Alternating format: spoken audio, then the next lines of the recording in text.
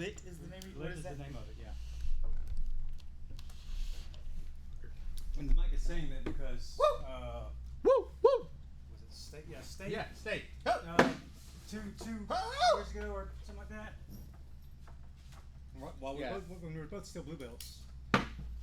We had like 5 matches that day, I think. I had 7. You had 7. I had like 7. 5 or 6.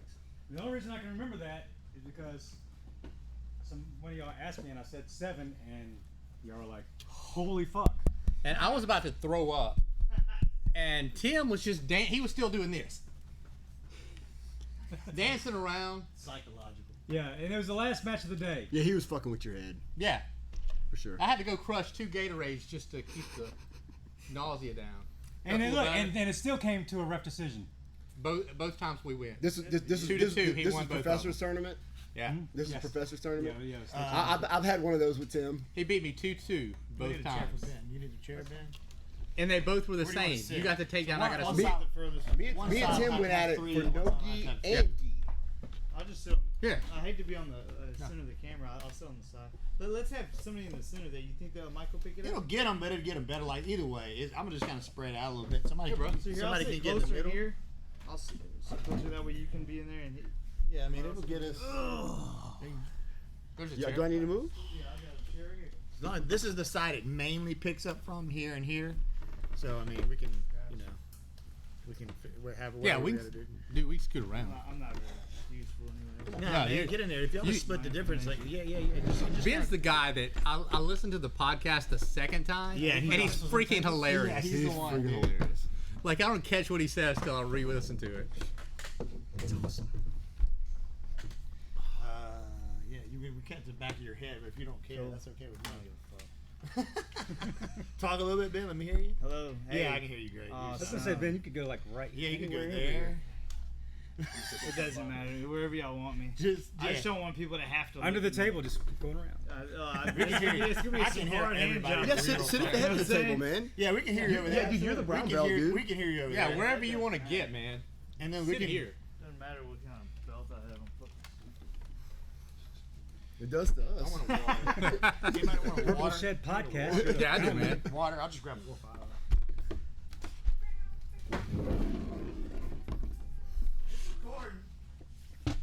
Okay. Cool. Purple Shed Podcast, April 24th, 2020. End of the world. From Micah's camp. If you want to call it a camp. Holy shit, son. Yeah, man, this is incredible. In order to get y'all on this podcast, or get me on this podcast, I have to invite y'all out here. Yeah. Is that how it works? That's how it works. See, It's my first time. Podcast virgin. I guess so your place is Purple Shed 2.0. Is this 2.5? What do we? Well, my purple shed is only to roll. Right. So, all purple sheds have purpose, right? So, Barrett's is to make music and was the origin of the podcast. We haven't really done a podcast from my place. We just roll at my place. Yeah. We need to do one though. We probably change up the vibe. Yeah. Well, we probably need to set up some cameras and just like record the rolls, and that's a podcast. Yeah, I agree. Well, that's kind of what this is, a dry run. I mean, I can just set up these mics to catch the whole garage, and this camera like this to catch the mats, and then that's Yeah, that'd be awesome. Yeah. And then also too, we can with this one computer, we can watch it down in the corner and sit and face it, and we can have us in the corner, and we can see it on the big screen. So we can sit and narrate. You can narrate. Yeah, anything on YouTube. That's the point. I'd like to. Look, Ben's about to fuck him up. And then after the roll, we can have whoever was rolling come on and talk about, hey, what were you thinking when you did this, and this, and I wouldn't have thought about it in that way because I was thinking you were going for this. I haven't seen that before, and I think that'd be great. Speaking of which, by the way, thank you on the little hip switch as a guard passing. I've used that you cool. Not a awesome. The fuck you talking about? The one piece of advice you gave me last time we rolled, and it was I was rolling against Philip, and I was trying to pass the guard, and you're like, look, hey Tim, just switch your hip, go like almost a reverse queso, like just switch real fast and get in. Oh yeah. Dude. I remember saying I don't remember what position we were in. It's been a game changer. I've been doing it every time now. I'm like, I have to see that. That's awesome. It's just like a little hip swivel. Yeah, just a little hip swivel. Isn't it amazing? How long have you been involved in some type of grappling martial arts? Since 2005, so 15 years. 15 years. And you still, every once in a while, you get that little, like, just a little bit, that little thing, like, oh shit, I didn't know you could do that. Yeah. Or it works for you, whatever. I still get those every now and then. You know, it's great. To me, that's how you know you're getting better, whenever the little shit excites you. Yeah. Yes. The little thing. oh, I didn't even think about putting my hand here or grabbing this thing, stuff like that exciting, instead of this big, oh, I can do a rubber guard to a normal plot, which isn't bullshit, but I like that stuff. I love whenever people hate it. I love when people hate rubber guard and Eddie Bravo. I love that. Oh, he says shout out to Professor. Old school is where it's at. I mean, yeah, pretty much. I agree, but I love Eddie Bravo and all that. I love the creativity, and it's just as good when people hate it. Everything has its place, I think. I mean, it's all, and you take little pieces. Yes. You take little pieces from here and there, and what works for you. And then not only your size is your size, and that's never going to change. But then you'll roll with Tim or Michael or me or a female or a kid or Justin, Big Justin. So you kind of have to figure out what works for you on this average basis with all these different types of people. What butterfly guard, Justin? Nope. What bad situation are you in when you're fighting a chick the size of Justin? Oh, where did you go wrong? Where did you go wrong? Wrong? Coming to class that night? Probably happened in like the line at Wendy's or That's something. what I was Probably thinking. more Wendy's likely. or Walmart. Yeah, like you just, the way that excuse they me, did you just they cut sort of me? funnel people, and you didn't realize oh, my bad, ma'am, and she's just not taking it. 16 kids are sitting there. You ran into like the Karen boss. The Karen, yes. This is the Karen boss. And you just smack her with a loaf of bread, doesn't do anything, and then you're in a fight. Is that your go-to weapon, a loaf of bread? If I have it, yes. You wouldn't slip a soup can in a bag first? I think he's had that dream before. I'm just that was too oddly specific. Yeah, I go to Walmart a lot, especially now that honey wheat. You weren't here when he was throwing rocks, huh? No. Yeah, I think what we need that's what we need to get Ben. Is we need to get him a sling. A sling. Yeah. Rock sling. Yeah. I like throwing them. Well, then you'll love this. This is like we used to play a virtual. You ever play Dungeons and Dragons? Yeah. None of y'all. I know. I've seen people play it. Yeah.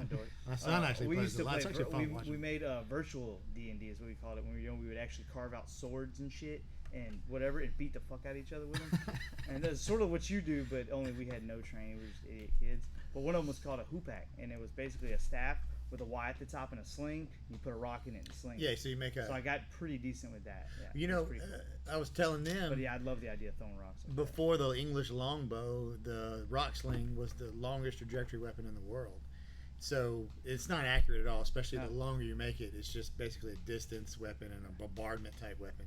But in World War II, and I think even in World War I, like trench warfare, they did staff slings where they would use like old broomsticks and stuff, and they would just kind of make whatever, put a nail at the top for the slip to come off, and they would use them to throw grenades because you could throw a grenade, 20 yards or whatever with your arm, but with a staff sling, and you can throw it 80 yards, 100, 100 yards or whatever. You know why? That's why the German grenade is shaped the way it is. So it'll stabilize? No, because you can throw it farther. Okay, because it's longer. Yeah, you can throw it farther. What they call the potato masher. Yeah. It's the grenade on the end of a stick, whereas ours is just like a baseball. Right. You can throw that stick farther than you can the ball shape. Right, and that's all it is. It's just the distance.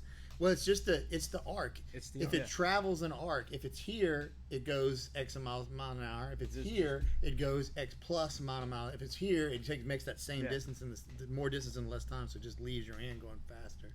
That's really all it is. I never thought about it like that. Now, do they create more damage than the hand grenade that we have? No, it's like 10 feet or whatever. And kill radius is kill radius. That just has to do with what is the kill radius? I didn't know it was so low. I radius? just listened to something the other day talking about yesterday. What, 15? I mean, usually you don't call it a kill radius. I mean, effective blast radius. Okay. Is that including the shrapnel, or the shrapnel's farther than that? So no. So what happens when the grenade? So first off, perfect. It's sitting right here up. Yeah. First, forget everything you ever saw in a movie. Yeah. Yeah, of course. Okay. Of course. Because when it blows off, it's like boom. I'm like, well, that was it. It's like a big firecracker. Well, a really big firecracker. But anyway, it blows up in a cone like that. Right. Now you're going to get some pieces that go straight out, but that's going to be the minimal. So that's why when it lands, the closer you are, the more chance you have of getting hit by it because it's going up at a cone. Even if it lands like on its side, is it coning that way, or is it still coning up? No, how it lands is irrelevant, especially because grenades now are a perfect Cylinder. Okay. Not cylinder. Sphere. Thank you. I was thinking the old school. You're thinking the old pineapple grenades. Yeah. Yeah. No, we don't use those. Yeah, they did something on like Mythbusters one time where they got some grenades and they figured out slow motion. It was probably Mythbusters, and they figured out that at X, just a few feet away and then low as you could get was like the safest spot you could get if it landed within a few feet of you. Yeah, that's why. Yeah, the grenade. You know, when somebody yells grenade, you drop. Get low as you can, Even because it might be right next to you. Now the concussion is going to get you. Yeah, and sure. you might, like I said, you still might get some shrapnel. Yeah. But most of it's going up and out. Yeah. So that's why you want people standing around. Yeah. So yeah, we I think about 15 meters is what we aim for. We have a circle of 15 meters with silhouettes in there, and when you throw it, it blows up inside that circle. You're good to go. 15 meters? That's the blast zone, or 15 feet? 15 feet. Okay. Yeah, that's what I was wondering. Yeah, like, damn, that's a 15 Yeah, that's meters. bigger than I thought it That's was. like just room or something. Yeah, but there's 3 What feet about in the a meter. percussion? Is that the ones that just affect? There's no shrapnel or anything. Oh, I'm talking about concussion. Concussion. Concussion. Right. Yeah, that's like a flashbang. Yes. Yeah, use those for room clearing. So, but that's honestly that's not a run-of-the-mill type of grenade that line troops would use. That's more of hostage retrieval. You know, when you don't want everybody in the room to die, but you want everybody in the room shocked. Yeah. That's when you use that. So, because if I'm room clearing, I'm going to use a grenade. You die. The problem is, here's the kicker. So, you go over to the Middle East and you're like, oh, you do like you've been trained. You throw the grenade in, complain, I'm not by the window, I'm good to go.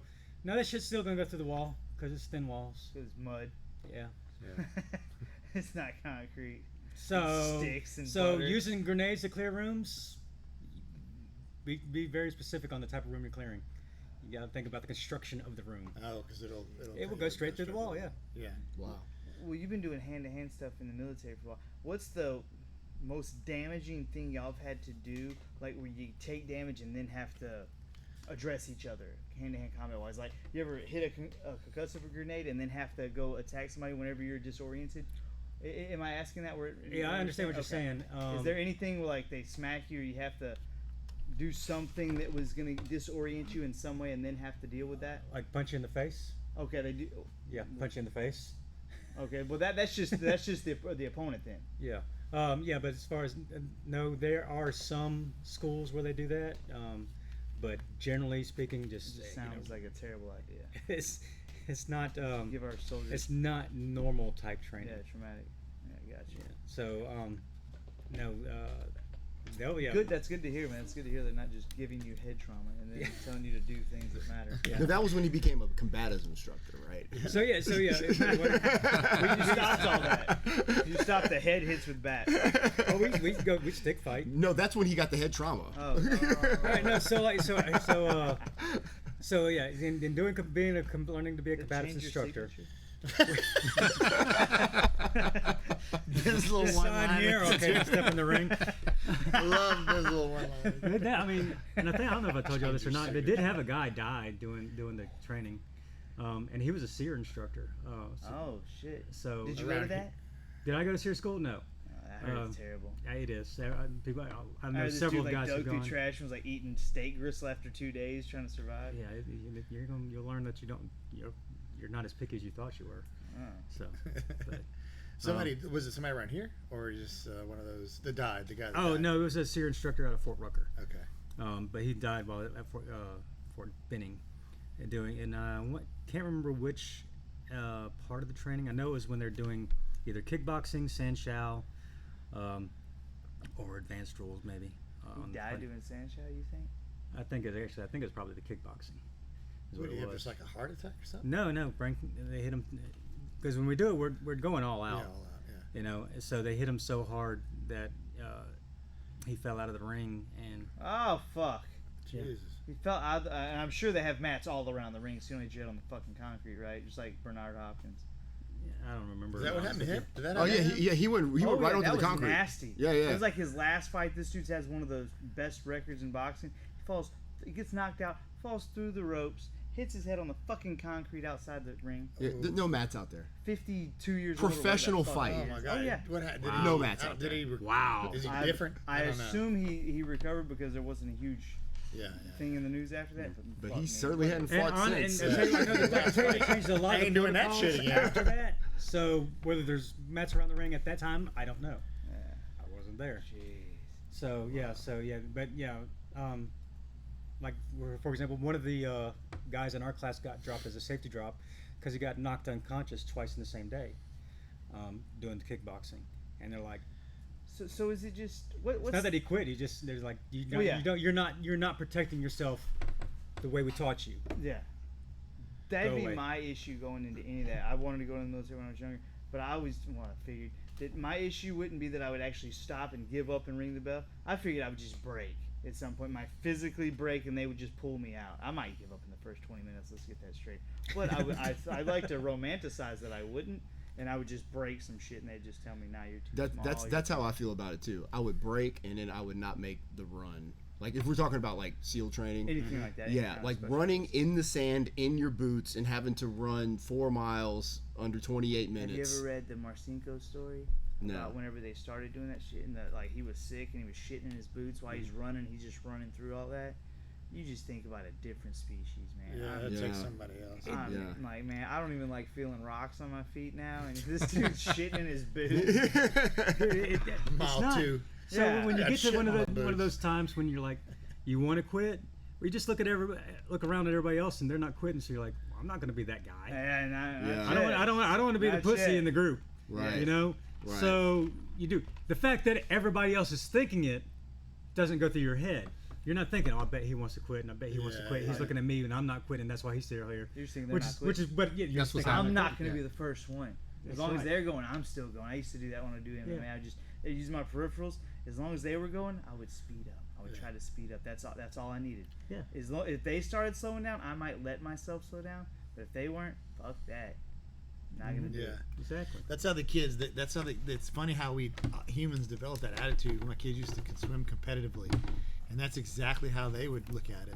They would do these things where they'd swim a mile every hour or whatever, or they'd have practice where they'd swim 3,000 yards, and they'd do all kinds of different drills and stuff. And they'd be like 9, 10 years old, and they would be like, "Yeah, I was seeing the lane next to me that they weren't quitting, so I wasn't gonna quit." And I was like, "Golly, man, that's so nuts." And to swim faster in a liquid, to double your speed, you have to quadruple your power. So it's just aerodynamics basically. Wow. So when they're really pushing, just to, once you get to a certain age group, and you can swim a 50 or 100 yard freestyle in however many seconds, it just starts to drop just like fractions of a second as you get better, because it's just that much more power to go faster. You know what I mean? And they would just like, if Sally next to me was still swimming, I wouldn't stop. And you know what I mean? They'd be literally like 9, 10 years old. Like, golly, y'all look tougher than me, because I ain't even in the pool. Yeah. You know what I mean? I'm just watching. You say that till you find yourself in that predicament. Yeah, true. When you find yourself there, you're like, true. That's weird when the 10-year-old's inspiring you to keep going. Yeah. Like you're not competing directly with them, Right. but you're going at the same time they're going. You're like, fuck that. But a 10-year-old doesn't have a governor. We're pussies. Yeah, exactly. That's the the more word for governor, experience we pussy. become, the more of a pussy we become. Yes. why do you think all these guys do this stuff when they're young? Yeah. Because they're morons. Exactly, because they don't know any better. Right. Well, I was listening. Me, I'm like, dude, I'm all about some air conditioning. I was just I'm all about beds and here, cushions. man. I'm all about that. Yeah. It is hot in here. I was thinking that. Speaking of which, It's not so bad. speaking of though. which, I got Really. that That's from what my my workout room so- AC now. Oh, really? The workout room. Oh, cool. Yeah, so if y'all do come again, I prefer to work out like in the heat, but that's. I can turn the fucker off. That's it. All right, my bad. We opened the door to just like we did last time, have the box fan going. Yeah, the garage has been getting Yeah. hot the last. You think? Yeah. Yeah, but I like that. Yeah, I used I to like- like it when Coach would turn the air off. Like after like 4 or 5 rolls, I'm like, whew. Yeah. I don't really mind the heat too much either. No. As long as when we're done, I can go home. Yeah, take you know, a yeah, shower, right. Y'all say that get it's in it's AC. April, right? Yeah, Well, yeah. It's not Yeah, heat. Yeah, I mean, we're in talking August, about not 77 degrees outside, 80 degrees outside. Wait until it gets 90. Exactly.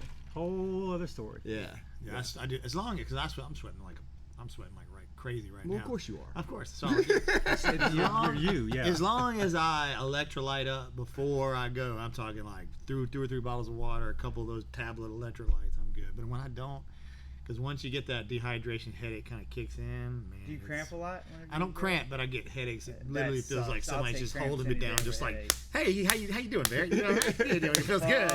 Let me squeeze for a little while. You squeeze. Okay, now I need to That's what it feels like. Yeah. You know, and it's like, and you just down water. And no matter what, it's got to run its course. It still happens. It still lasts a couple hours. You know what I mean, or more. Sucks, so, but now, man, if I just bombard my body with water, and those electrolyte tablets are working for me. I wonder if you have some kind of deficiency or something. Yeah, you I'm could just address.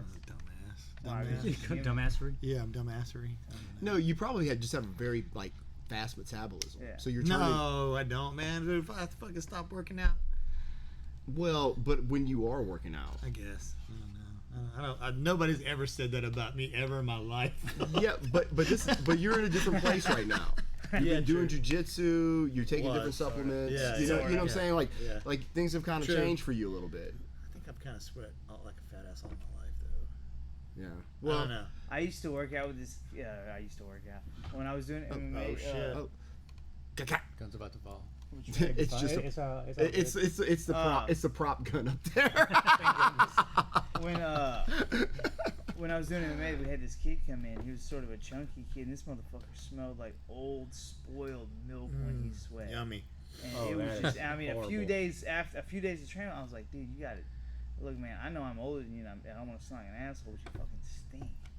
You got to do something about this. What are you eating? Fucking dead cats at home? What are you eating? What are you doing, man? You need to eat some vegetables or something, man. But I don't know. He was just like, okay. They had I'm like, oh, that's a great response. Fucking okay. I'm trying to help you, man. They had this kid when I was in 3rd grade, and dude, he smelled like ass, and everybody in class thought he smelled like ass. And we rode the bus. He lived across the street from me, and I would ride the bus with him every day. I really didn't have much of a relationship with him. He lived across the street from me. Everybody thought he smelled like ass. Was he poor? The house he lived in was like poor. Was he normally? Did he not bathe or what? It was decent, but when I went inside, I realized why he smelled like ass. You went inside his house? I went inside his house one day, you. and he had a huge hole in the wall of the dining room going into the kitchen. It was just like a hole in the wall. Is that where his mom and dad got in a fight? And the house Did smelled. they ever hit each other in front of you? No, but the house smelled like him. So mildew.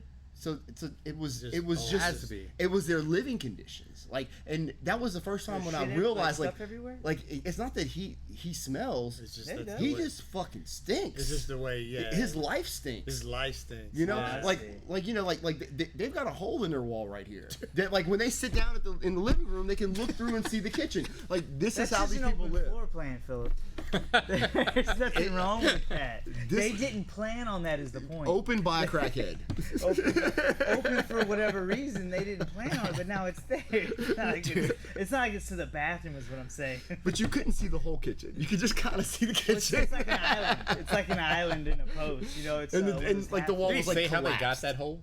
I was in 3rd grade. I didn't ask. He was like, I was like, this is different. Yeah, it was different. It was something that I'd never experienced before because we usually lived in houses that were whole. So, he threw usually in there. There's usually. I usually lived in trailers that were pretty much whole. They didn't. They had all the wheels. Now they didn't really have wheels. Dude, I picked up my son one time when he was like 12 or 13 from this kid's house in the neighborhood, and they opened the door up, and I was like, it smelled like cat piss in their house. I mean, like just in the doorway. And I remember when someone would come home, he always smelled a little weird. And we were going out, we were leaving or something, so I grabbed him on the way out, and I knocked on the door, and the kid opened it up. And, hey, Jonathan, your dad's here. And I'm just like, hey, y'all got cats? And he goes, no, sir. And I was like, okay. Oh shit.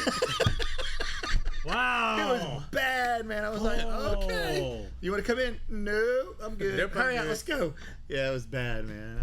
Maybe that's just genetics. Maybe I don't some people know. just pass that on to their kids, and some people, as soon as they get warm, they have a smell to them. Yeah, I don't know. That's gotta suck. Yeah, because I sweat a lot, but I don't think I'm too stinky. I mean, it's normal. You don't smell like cat piss. I used to eat a lot of tuna when I worked out, did MMA, and people told me I had a smell to me. They don't Just do it to anymore. eat like high protein, low calorie. I know when I eat I garlic. know some people just have a natural. I was eating I was putting I do too. garlic I in would my too. shakes for a while. In the morning, I would drink the green shakes. Yeah, that makes And sense. my wife at the time didn't say shit. And one day at work, my brother was like, "Man, your breath fucking stinks." I was like, "What? Your breath stinks, man." I was like, "Hold on, dude." It hit me. I smelled the back of my neck. I was like, "What?" Just smell the back of my neck, dude. It smells like, "You fucking stink, homie." All right, and I went home and I looked at my wife and said, "Why didn't you fucking tell me I stunk?" She's like, "It was because it's that fucking garlic you put in your shakes." Like, "Why didn't you say anything though?" You're just like, she's like, "That's just you. That's fucking real." God damn it. Because she loves you. Yeah, that's nice. It's very nice of her. But, and I was very grateful, but I quit putting the garlic in my shakes. Is the point. Yeah. What does that do? Why are you putting? Is it just good garlic? For you? It's a good micro. It has allicin in it. It's got some other molecules. Antibiotic properties. It's antimicrobial. It's antiviral. Antifungal. Very healthy. It's very healthy for you. Yeah. You can make a paste out of it. Apparently. You can make a paste out of it and use it on wounds as well. Well, I've read that in World War I, when they ran out of penicillin on the battlefield, that they would give soldiers like garlic prophylactically. Was penicillin around in World War I? Yeah. Okay. Yeah, I'm pretty sure. Yeah, penicillin's been around since. Yeah. Maybe. Right. 1917. We can Google. I was going to say because World War I was the teens as well. Teens. I know because I know it's not. Can't Google. No fucking internet in here. Shit. I forgot we're in a 10 We're in a box camp, in man. Gina. Yeah, we're in a camp. 10 box, not camp. My Gina. service is Not Gina. intermittent. It's like Jones.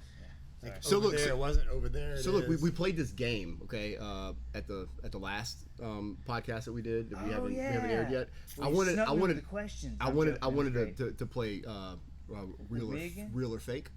Real or fake? With who? Them or me? I'm gonna do it with Micah. Awesome. Okay. All right, we're gonna do real or fake. And I'm gonna ask All right. Tim questions. Okay. He can't I'm answer ready. on Kim camera. Kardashian. Well, I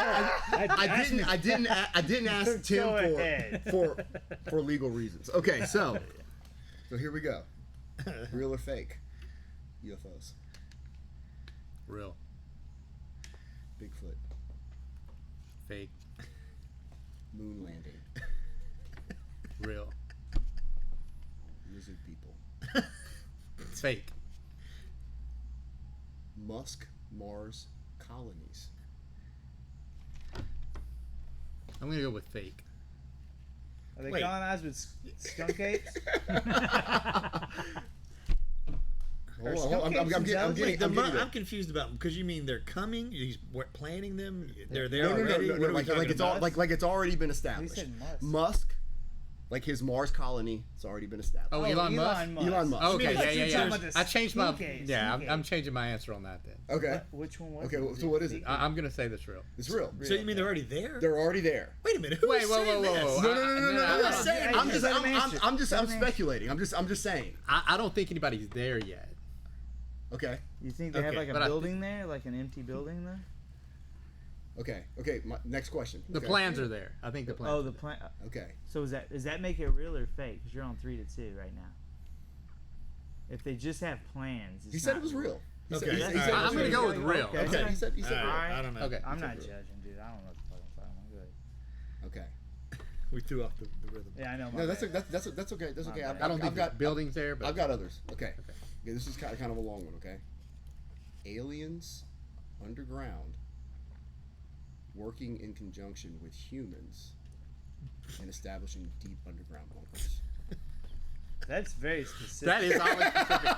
It's so But specific. only on Wednesday. Yeah, I'm gonna say fake because it's so specific. Fake. What about Mexicans doing the same thing? Flat Earth. Flat Fake. Earth. Yeah, that's fake. Fake. Okay. What about Mexicans doing the same thing as the aliens? That shit is real. Okay. Go ahead. My bad. I didn't mean to. Okay. Hollow Earth. Hold on. Mayan calendar ended in 2012. Did the apocalypse happen?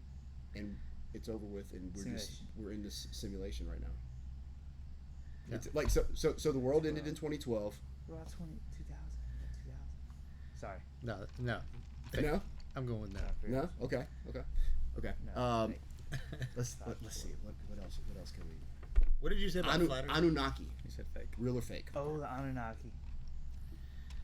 I know what I'd say. Dude, every time I think of the Anunnaki, I think of that text you sent me. Go ahead. I'm going real. Find it and Real. send it to me, please. Okay. Okay. The Anunnaki are real? I think that was this hand. Ah. Yeah, I think so. It's So we said Bigfoot. I said fake. He said Fake? fake. Yeah. He Yeah. said fake. Interdimensional Bigfoot. Oh. Also fake. We're gonna conversate about wait. that. That's where we deviated the other day. Yeah, that's We right, got that's right. Straight off a fucking trail. Stargates. Stargate. That's the same thing, isn't it? No, well, but it's interdimensional. okay. Let me Not with clarify. Let me clarify. I'm sorry. Government you're right. regulated Stargates. Tim, you want to weigh in on this one? Don't I left Tim out of this one for a reason. I'm gonna go with real there. Can't talk about the interdimensional stargates, fellas. That's G13. It's whatever happens. All right, Yeah. cool. Okay. It's like train. Asteroid hitting Got the balls on and the April dick. 29th. Hits us or misses us. Misses us. Thank God. Is that fake or? I don't know how to rate that one. Yeah, that's whatever. weird. Still 66. Okay. Is that supposed to happen on the 29th? Okay, hold on. Say the 25th. Revelations. Uh-oh. I've never read Real or it. fake? Real. Well, it's a real book, obviously. Are we? Sorry. Are we living it right now? I'd say so. Yes. At what point in Revelations? I'm not sure. Okay. Bill Gates, hero Real or fake? or villain? I'm gonna say villain. In DC or Marvel? Image, bitch. Image, bitch. Image. Exactly. I used to have these comics, Gen 13.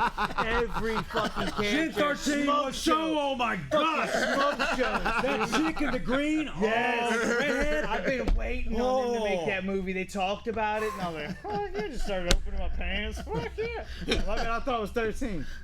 Anyway, I'm sorry. Dude, that's 13. that was the reason why I was happy to be part of Gen X because of Gen 13. I'm with you. Image. Yeah. I'm sorry, I forgot what we were talking about. Yeah, We moved DC. on to hero or villain. Yeah, Bill Yeah, Gates. okay. Is Yeah, villain definite and villain. Marvel. Trump, hero or villain? Oh, come You on. want to be on the record with this one? I'm gonna hope that he's the hero. That Hey, look, Trump is our last chance. he's our y'all. last chance. Trump is our last don't chance. have anything. President Trump, we Let's salute you, inject sir. ourselves from some And fucking we were talking about this earlier. disinfectant. I don't like some of the appointments that he's made, What's wrong- like what's Attorney wrong General with Biden? Biden. But look, let me What's tell you. wrong with Biden? Let me tell you something about Trump. Trump is the biggest I mean, troll. that's, you know, Okay? He is wrong. the best He troll. knows That's not how to wrong. rile the But left. it's He wrong. knows exactly what to say. He gets Bingo. up there. He stirs the pot. The left they go fucking ape shit every time. They fall for it every single time, and then a couple days later, like you said in the car, he's vindicated. Yeah. Okay, he says some crazy off the wall shit. They go batshit crazy over it. Okay, and then in a couple of days, it's like, well, he was actually that actually was real. It was true. And then they all say, well, yeah, well, you know, he's not a doctor, like you said. I think what happened with the disinfectant comment was he was in a back room somewhere with some doctor, and he was like, well, Mr. Trump, it's President Trump, it's called the disinfectant, blah, blah, blah, this big, long fucking terminology about with the lungs and all that. And he goes, okay, I'm going to call it Lysol. You know what I mean? And watch this. They're going to think, you know. I guarantee you, before they come out to the front, and he's in the back. You're like, watch it. I'm gonna say this. They're gonna go fucking nuts. They're gonna go nuts. And then They're 3 gonna days love it. later- It's gonna be the best thing ever. Ever. And then 3 days They're gonna later, love you're going it. to come out, you're going to explain it, and we're going to call, they're going to all look like assholes. It's gonna be hilarious. But they fall for it every Every time. time, They every have fucking not time. learned their lesson. And that's what it's so spectacular about it, is that they continue to repeat the same mistakes over and over again, and they can never back away and say, hey, you know what, we fucked up, because then they have to say, like, we fucked up in 2008 or something. You know what I'm saying? Like, they have to go all the way back, and they can't do that. So they double down every time on the wrong answer, and then they're wrong. You think about it though. This has been going on since he announced his candidacy. When he announced his candidacy, he was big on immigration and we're going to do this, we're going to do that, and everybody on the left in the media was like, we got him. He's gonna have to backtrack now. Watch, he's gonna come out. He's gonna have to do a retract me. He's gonna say he misspoke. Trump's like, nope, meant every word, exactly the way I said it. They're like, ooh, and all the people on the right were like, what to do with it. Yeah. he's not a politician. Yeah. That's what. And maybe he's a dumbass, but he's not a politician. That's what That's I the like. He's kicker. already He's not a started with that politician. with Biden, just completely dismissing him. But he's Yeah. playing 4D chess with these folks. He is. Like I mean, somebody said, he's. I'm sorry, man, but he's always like 6 steps ahead of them, and I mean, I don't like. Do I think he's good or bad? Like I don't know. But I tell you what, he's smart. and he knows what's up. He's very good at making it seem like he's stupid, but he's like, and he just turns it around every time, yeah. you know. So I when he's just like, "Shut up, you stupid." Next, fake news. But the problem is they are stupid. Well, he's calling them on their shit. Oh look, you called us fake news. No, I did not say you were fake news. Yeah, you said you were fake. No. I said you were very fake news. And they're just like, "Oh, damn." Yeah, they try the gotcha questions, and he's just like, no. He's no. like, "Got you, bitch." No. Why do you call it China virus? Because it's from China. Yeah, China. Yeah, he emphasized China. it's from China. China. What do you say to that? Oh, okay. And Yeah.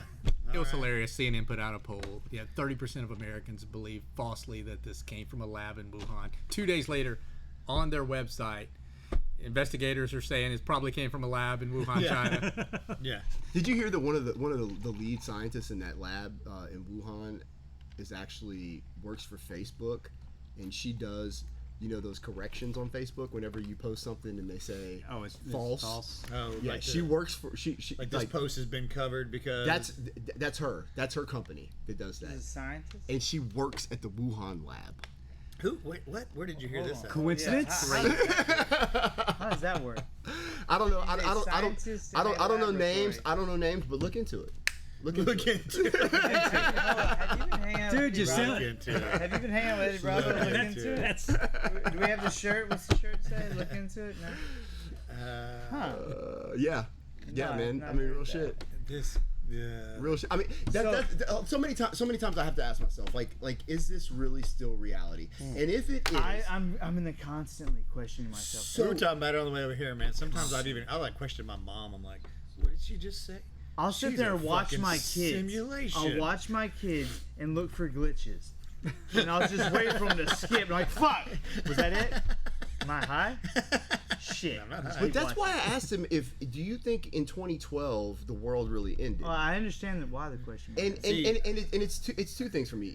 Either something happened in 2012 that we're not aware of, and we traverse into some other plane, or they keep throwing these molecules together at CERN and creating these new dimensions and vortexes fractal and realities. fractal, and it's splintering our reality. Or somebody discovered time travel and they're doing a bunch of it right now. They're just going back and forth and they're creating all kind of paradoxes all over the fucking place in time. But how do those paradoxes affect us? Reality's just really fucking... Reality's fucking fucked up crazy. Or maybe I ride that line all the time. I'm like, man, it's just maybe we're just fucking insane. But it doesn't seem like reality has continued to like escalate in its insanity to you guys at all. What do you mean? I mean, I don't. But is that just because there's so explain, much please. more of us in connection so Never- quickly? How about, and you'll appreciate this, never attribute to malice that which can be explained by stupidity or something to that effect. Okay. Yeah, that's a good one. Okay. Yeah. Yeah. Well. Yeah, man. I mean, like, I really just feel like we were having this conversation earlier, and you said something really profound. It's like for that first week.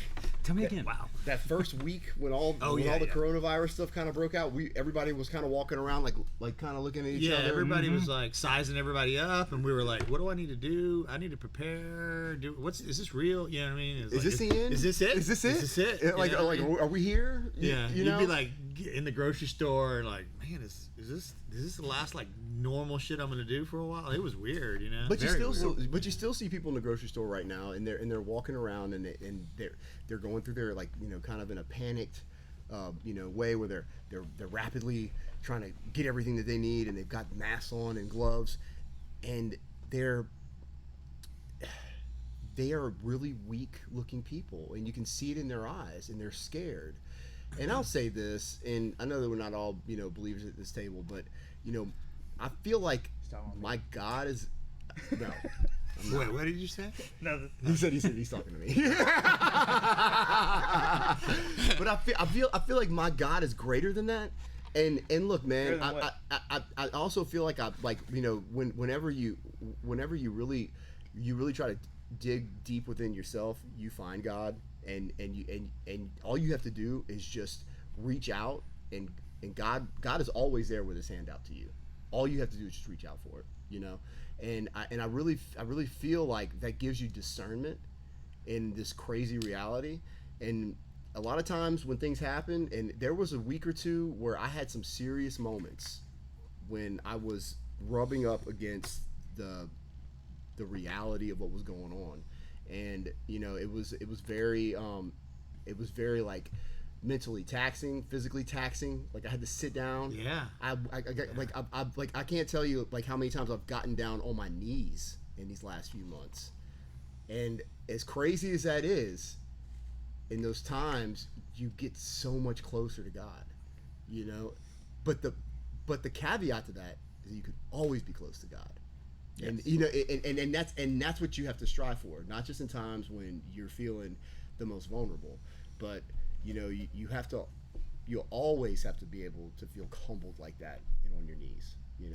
And I felt like that's humbled is a good way to put it, because I remember like for that week or so when it was like when everybody was like stocking up on water and buying bacon and shit. Yeah. We were like the stocks, the shit at the store was getting bacon? low. Yeah. You bought bacon? I bought bacon.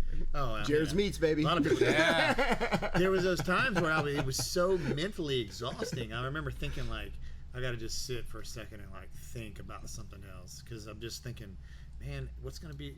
Are we gonna be killing each other in a month? You know what I mean? Like I didn't know what was going on. And 5 weeks in, I mean, looking back, I can't imagine how we got to this place. When we're looking at this virus that is supposedly so deadly, and you look back and you say, hey, the mortality rate they're saying now is somewhere around 0.5-0.6%. How did we get to being locked in our homes for 5 weeks? How did we let that happen? Fear, and also fear. Unknown. Yeah. And I mean, at first I was on board too. Well, I think we generally don't want people to get hurt or sick. We think, okay, let's see what this is. Everybody pulled back and took a big, like, kind of breath. And we're like, okay, let's see what happens. And well, I'll sit in my house for a few days, but I'm going to leave if I got to. You know what I mean? And we all did that, but we didn't know. We didn't know what was going to happen after that. And the great unknown, the fear of the unknown, I guess. Yeah, I would say it's a coefficient of several different factors. Fear, because the first place that had it was Wuhan, and we saw how their government reacted. And when you see the government reacting in such a way, an extreme way, you're like, and then it gets to another place, and you see them acting the same way, and like, what do they know that I don't know? Yeah. So you're like, and then it comes here, you're like, whoa, hey, now we got to deal with this. So let's and then you have to look at the models for how not the models for death projections or anything like that, but basically the plans on how they wanted to deal with this in the past. Like you were talking about, you've been through tabletop exercises where we talk about how do we plan for this or that. Influenza outbreak. Yeah, right. A big pandemic of whatever. And like I think I sent y'all a screenshot from one of my handouts from one of my. It's a government handout from one of my classes, and it was like a script. Everything they were doing was stuff from there. Yeah. So it's not like they just said, "Hey, everybody got any good ideas?" No, they opened the book and said, "All right, here's the first thing we do. Step 1, Step 2, Step 3. There was a plan for this a long time ago. They're just enacting the plan.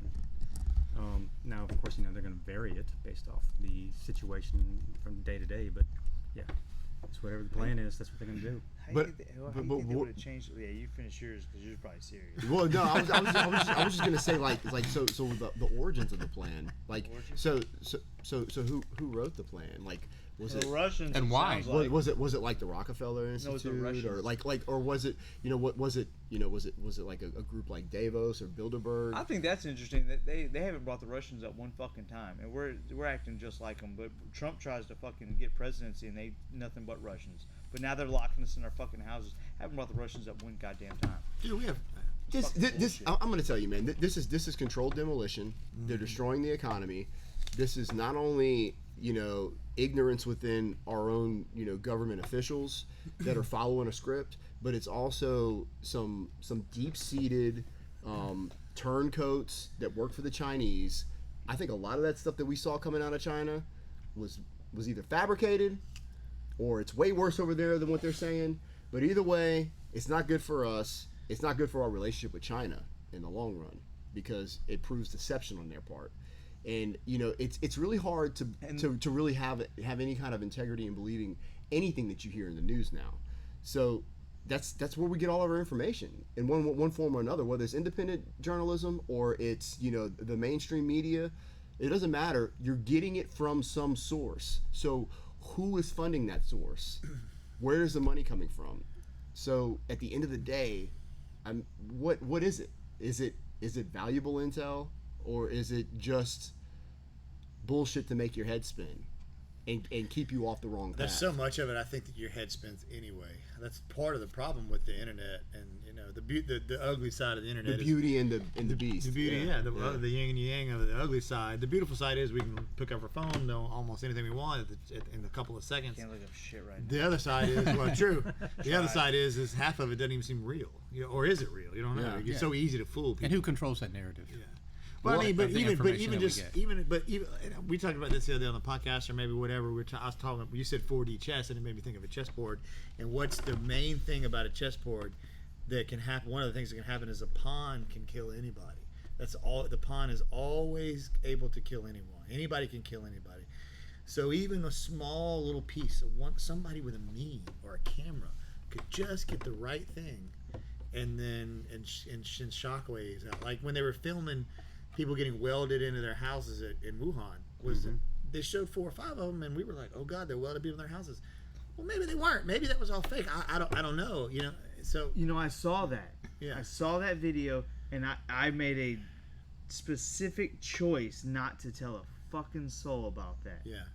Because really? I said because I didn't want to spread some shit that it felt like that. It felt like they just made it up and put it out there so that people would spread it. Not that I matter as far as what I say. Yeah, I know you. But I was hoping, I think deep down, I didn't actively have this thought, but I was hoping that if I decided not to say anything about that, other people wouldn't say shit about that because it wasn't fucking real. I don't know if it was real or not. It but probably I had was a feeling real, it wasn't. It may have been.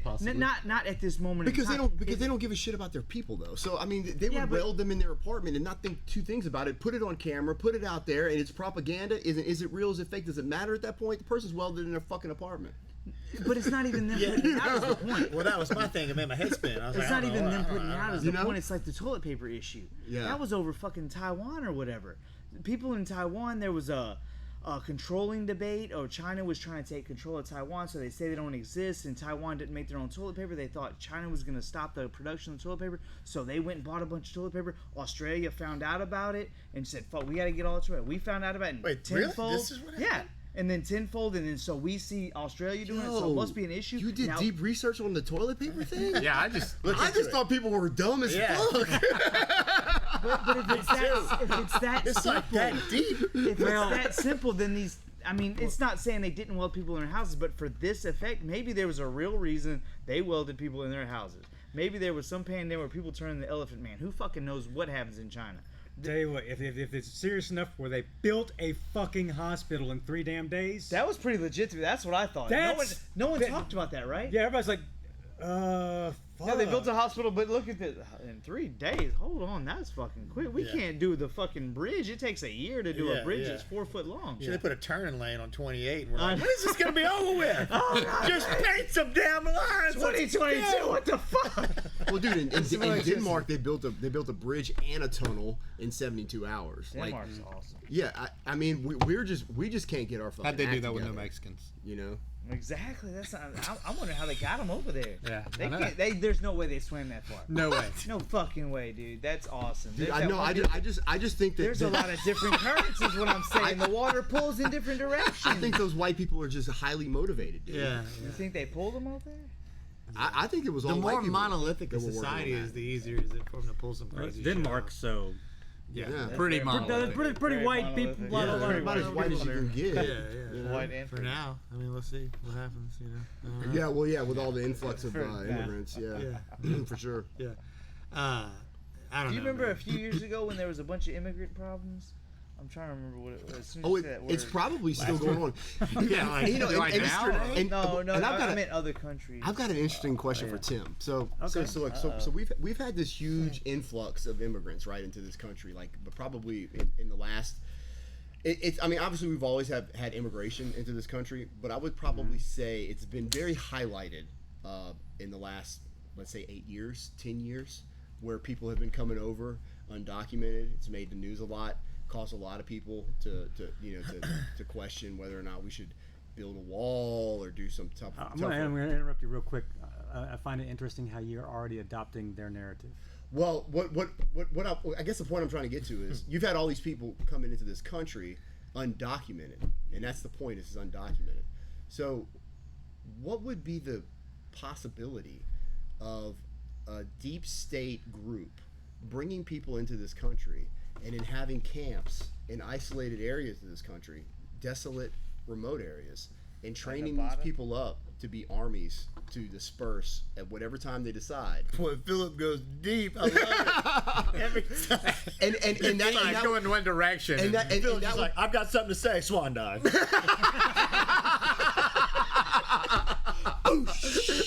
He just like. And then one day we wake up and these people are going door to door and they're pulling people out and they're taking them to camps and they're doing all these things. And they have all these resources that we would have never imagined them having. Tell of us Wanda.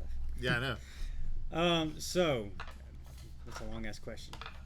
Before You fucked that chair up, homie. you fucked that chair all up. What the fuck, man? Here, man. Here, dude. You want this one? Fuck that question up too. There's one right here. I was trying to fix it. Okay, cool. Fake question. We got a plan. Thank you. Look at this shit, yo. Bear's breaking shit. It's like a shitty boomerang. I'm sorry. He swan dives and not come bam. back. Yeah, exactly. We're shooting that tomorrow. We shoot it.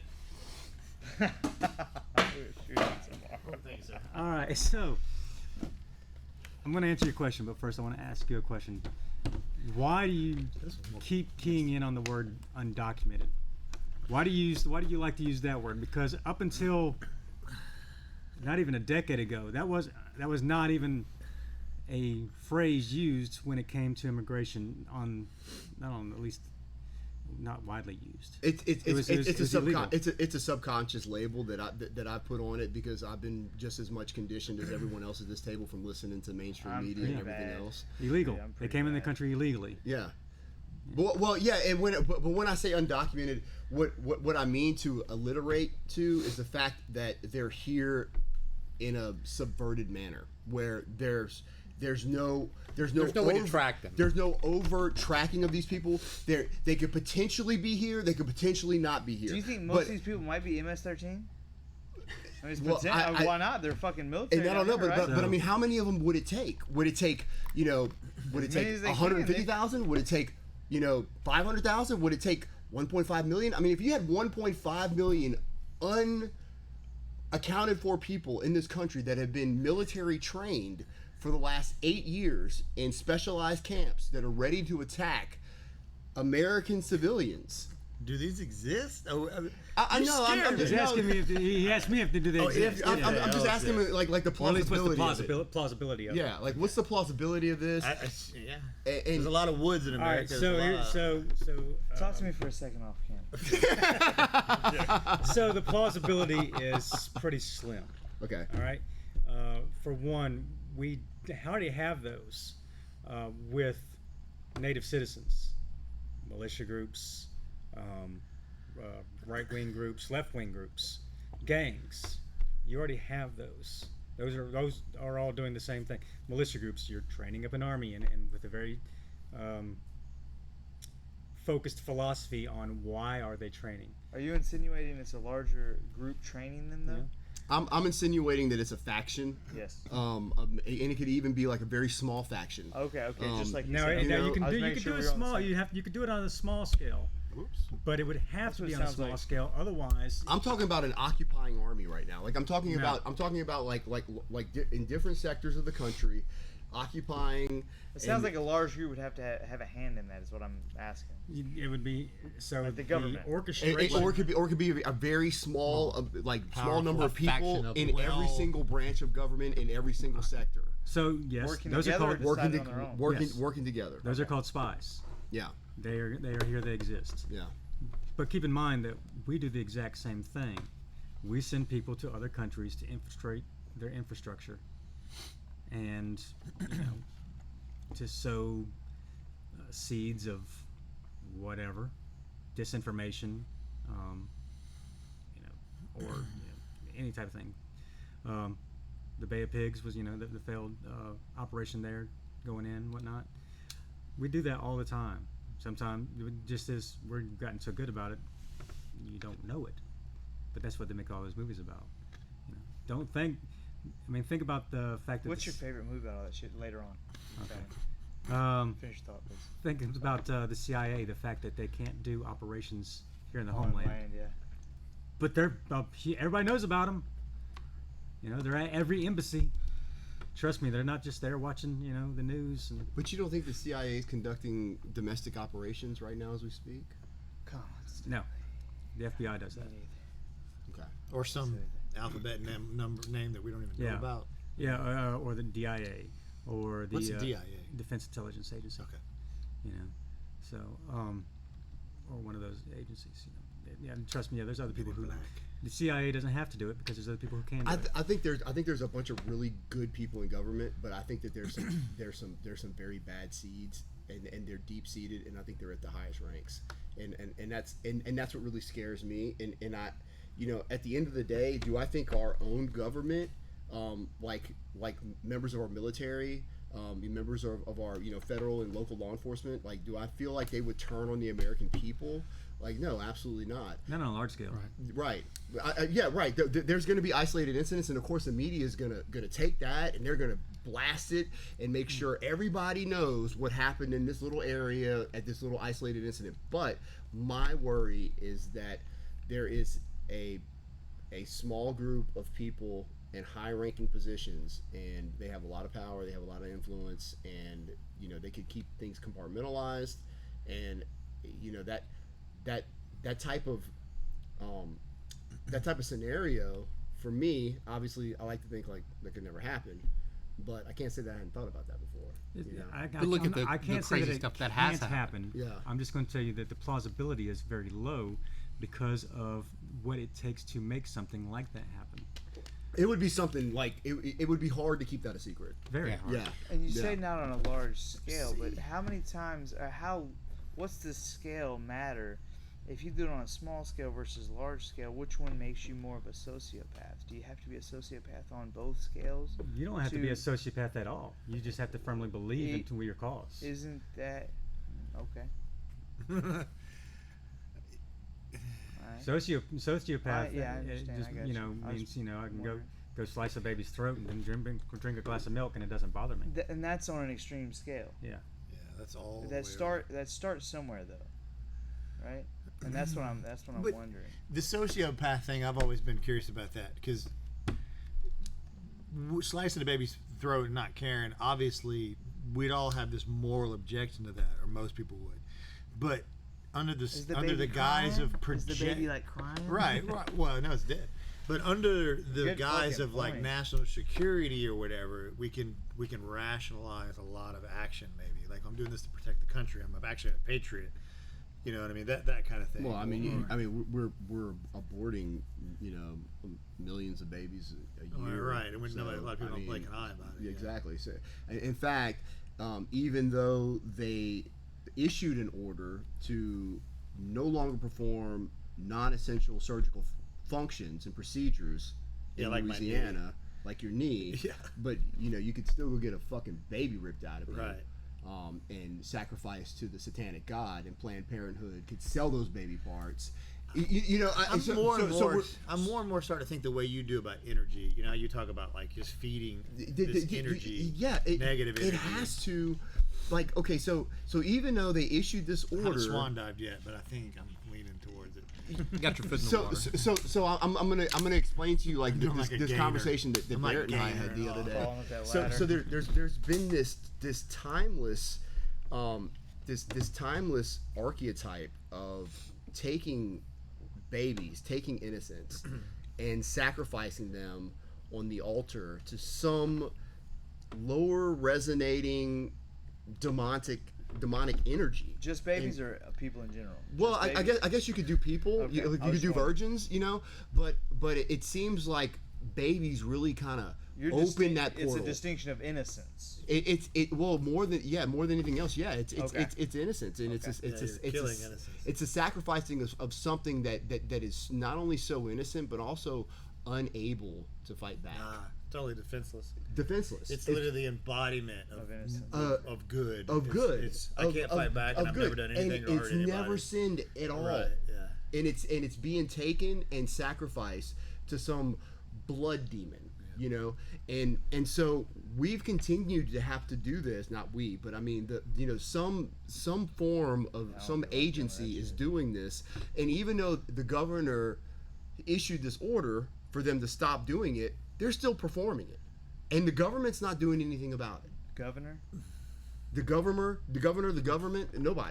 nobody's doing anything about it. I thought you said the governor issued an order like he did. Edwards. Yeah. To stop. Okay. For all non-essential. Now, abortion is a non-essential procedure. Okay. Depends on who you ask.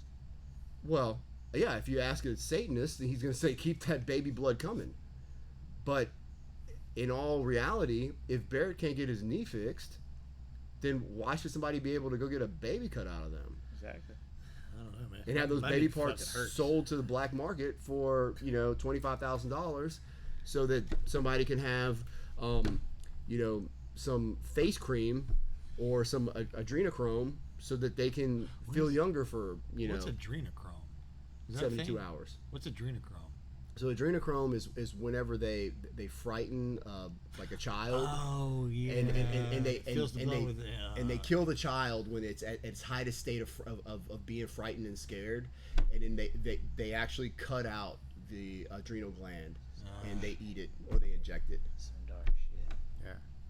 God, Swamp Guy, I'm telling you, dude. You know the guy. You ever seen the guy that jumps off the thing into like a foot of water from 150 feet? A potential part of our reality, then what is the first thing we have to do? Well, let's try to dismiss it. I want to be the crazy motherfucker. I want to be the crazy motherfucker sitting at this table. I want to be the person that's wrong. So I'm gonna put this out on the table, and I'm gonna let you guys dismiss it. Disprove it. Like, let's disprove this. Let's put this to rest. I don't ever want to think about this again. I want this to be completely fucking wrong. Don't you? Yeah, of course. Okay. So the first thing we got to do is we got to start talking about it openly. Okay? Because there's enough evidence out there right now that points in this direction. So as men, at some point, if we don't do something about it, and the first step is talking, then we're complicit. Because we're acknowledging the potential for its existence.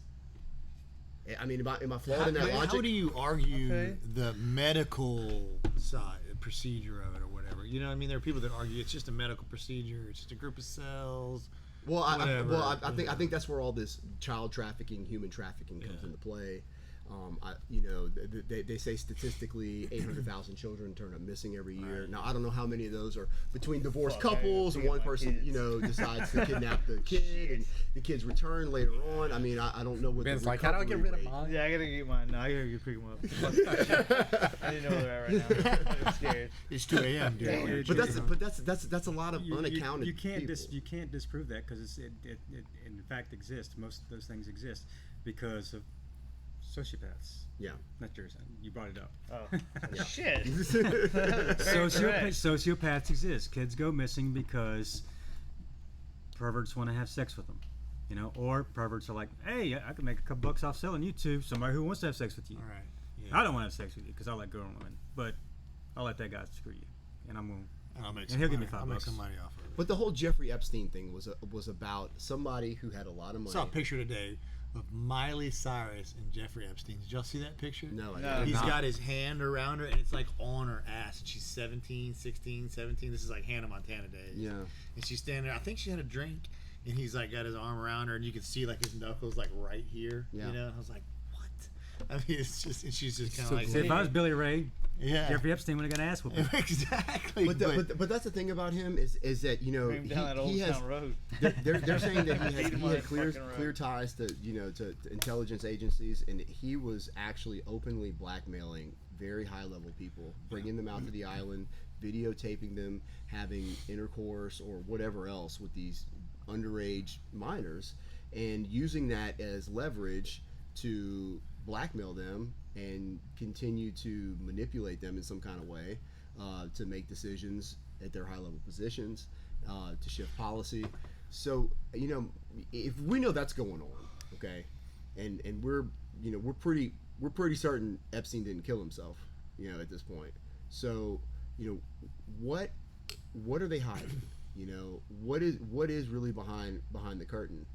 And we're like the people in Plato's cave right now, and some of us just want to continue to watch the reflections on the wall, and some of us want the fuck out.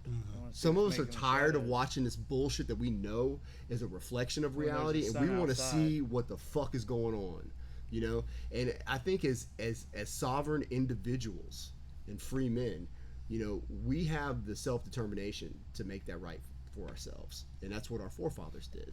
And that's what I was asking the other day was, what does one do? What is a real action that one can take at this point in the United States and Louisiana? I think we're doing it right now. First off, we talk about it openly. Yeah. But second, what's an action they can act in, and how though? There's several ways to get involved. You can, for example, protesters feel that they are getting involved and that they make a difference. 6 feet from each other? You can get on social media.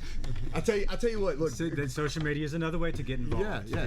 Basically, you choose a method to make your voice heard. Social media, though. I don't know, dude. Look, Governor Edwards said yesterday. Now, let me be clear.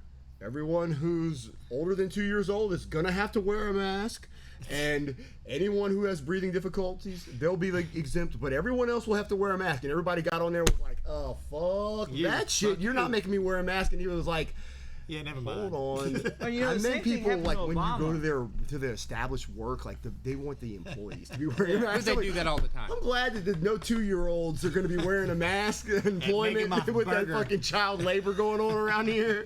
That's awesome that happened. The same thing happened with Obama when he said he wanted to attack Syria. Everybody arms. Right. Never mind. That was very. That's making your voice heard. At what point, if they are doing what they can to control the nation, what gets them to stop us? Okay, let's shut this guy's thing down. Yeah, but what makes them stop that whatever the fuck it's called, me speaking on social media? Well, yeah, I mean, if you post enough stuff that is contrary to Facebook's guidelines, they will downvote your post where other people will not be able to see what you're posting.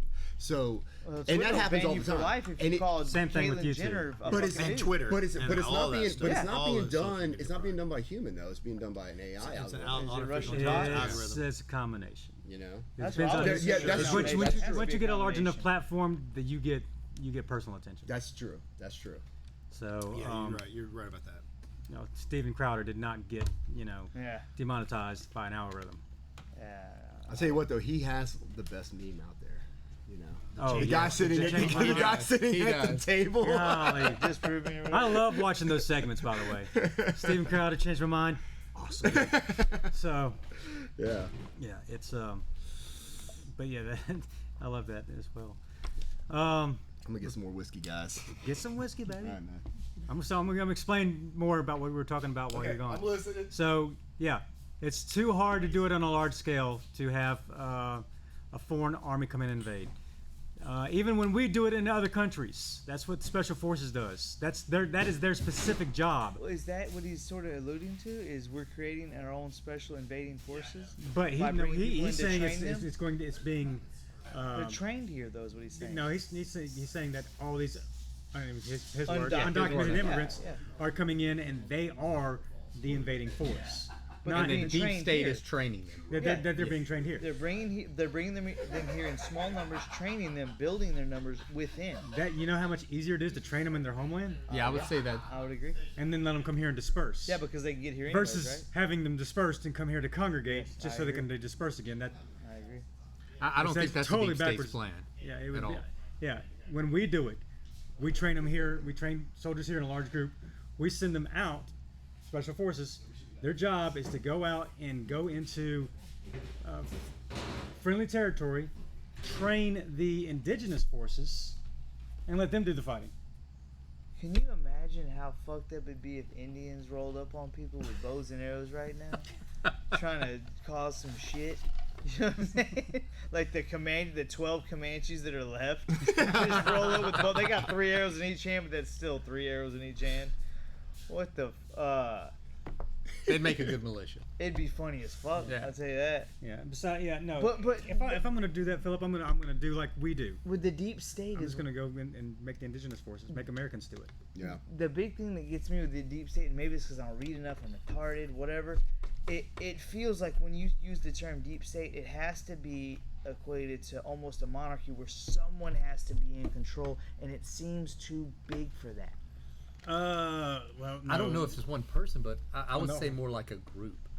But how big of a group before it's just this chaos that's just like, all right, this crazy shit's happening underground, but they're not really connected, even though they might look like that. Americans give way too much power to individuals. I agree. I agree with that. And they do it in unwittingly ways. For example, the left, who do they love to demonize? Trump. The right, who do they like to demonize? Pelosi and Schumer. Right? Not the House of Representatives, not Democratic Party, not the Republican Party, not these big entities that like to have one person to blame. There's a boogeyman. There's got to be a boogeyman. And that way, you know, and when you do that, you're giving them power. But you're blaming the wrong boogeyman. You're attributing power to a person. Doesn't matter. You're giving them power, whether they had the power or not. You're attributing the power to them. It's de facto power. Anytime somebody can come into office and have, you know, a nice income, 6-figure income, whatever, be in office for 4 years or so, and leave being worth millions of dollars. Yeah. Someone's behind that. And yeah, businesses and corporations. Exactly.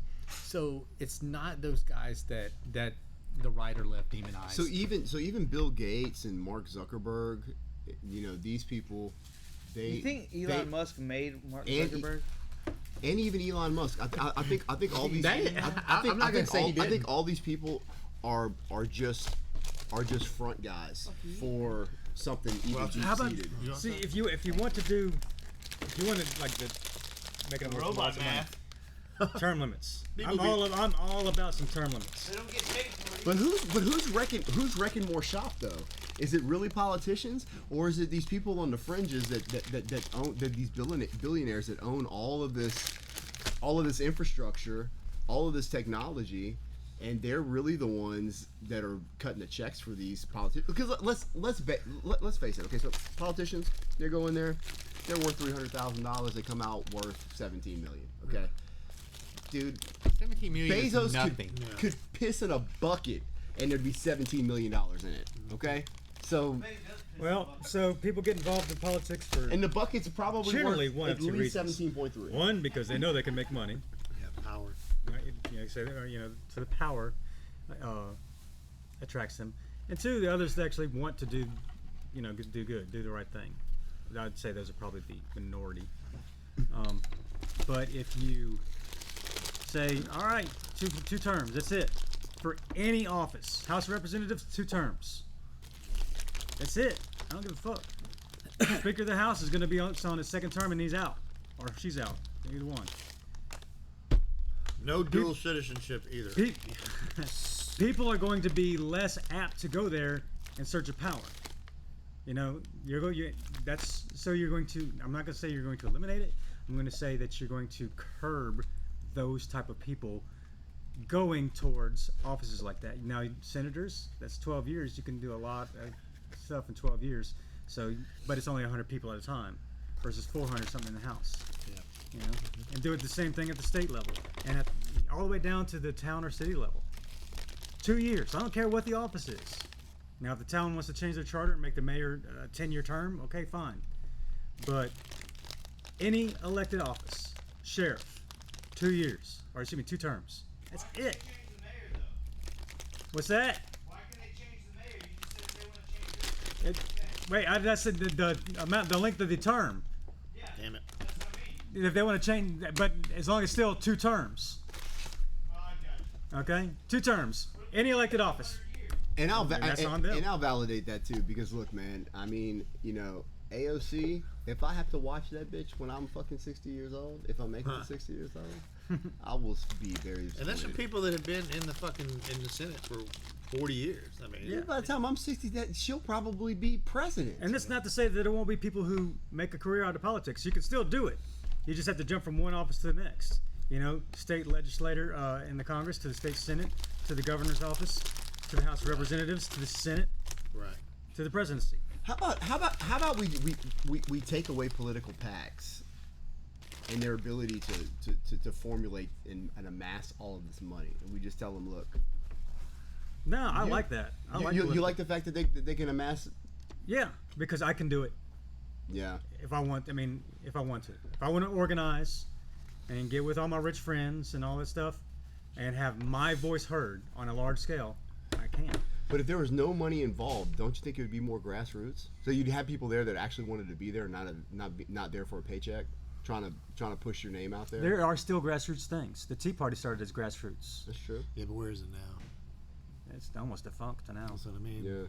Well, that's because Ron Paul retired, though. I think it would still be around if Ron Paul was still around. Yeah. Maybe. I think it's quite possible. Yeah. Bit. You got to have somebody to keep pushing it. And unfortunately, Rand Paul did not fill his father's shoes. And, let's be honest. Yeah. In grassroots, things that start grassroots, somebody rises to the top. Yeah, eventually. And that pushes, or is the front person. Because once again, we like to attribute things to a person. We like to be able to say so and so or name. Yeah. It's easy for blame purposes. That's something the whole group did wrong.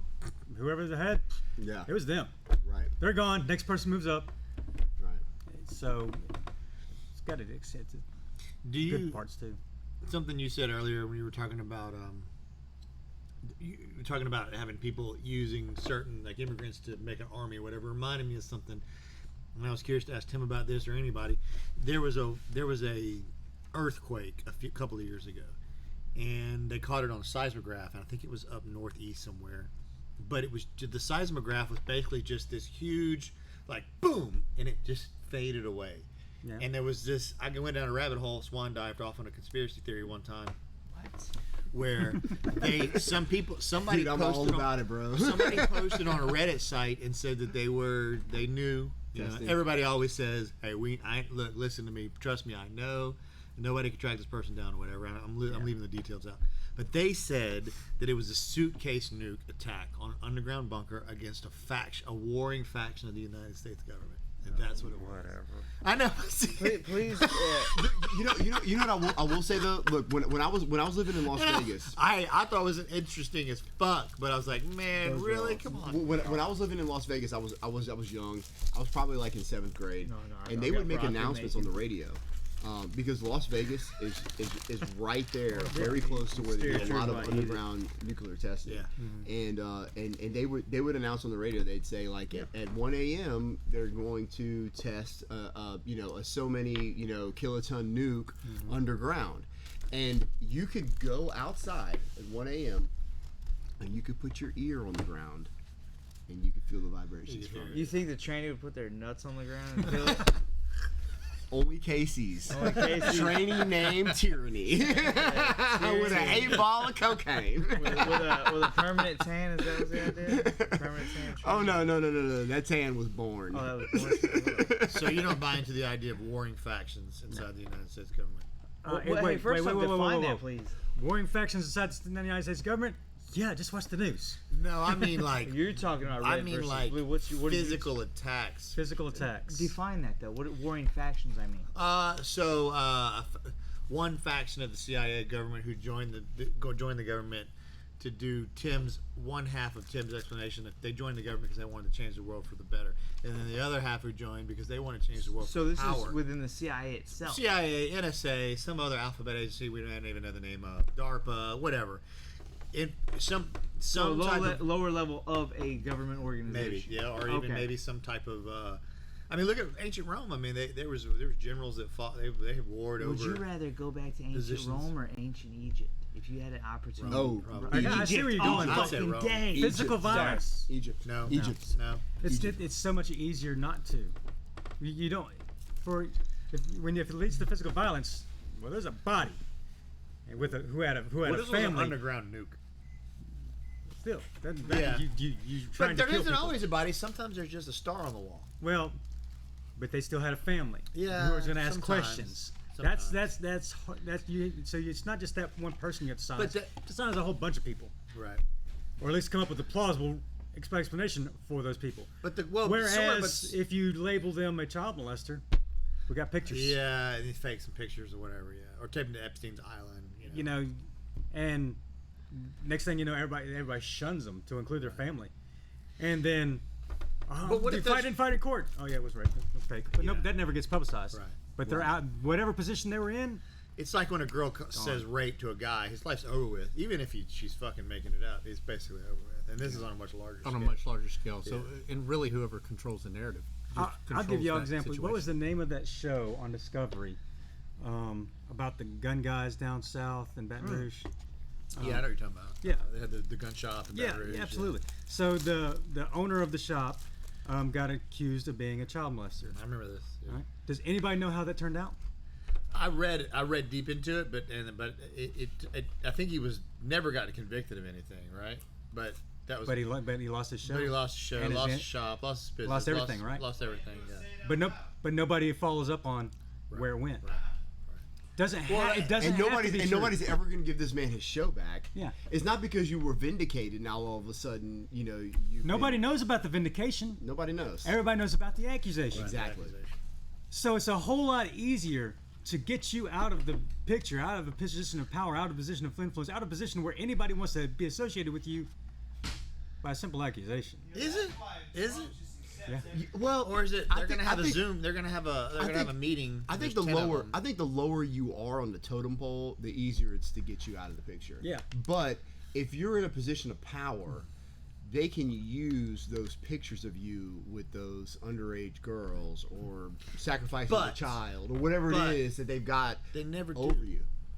When's the last time somebody was accused? And hey, look, here's so and so fucking this 10-year-old. Dennis Hastert. Who? Dennis Hastert. He was Speaker of the House.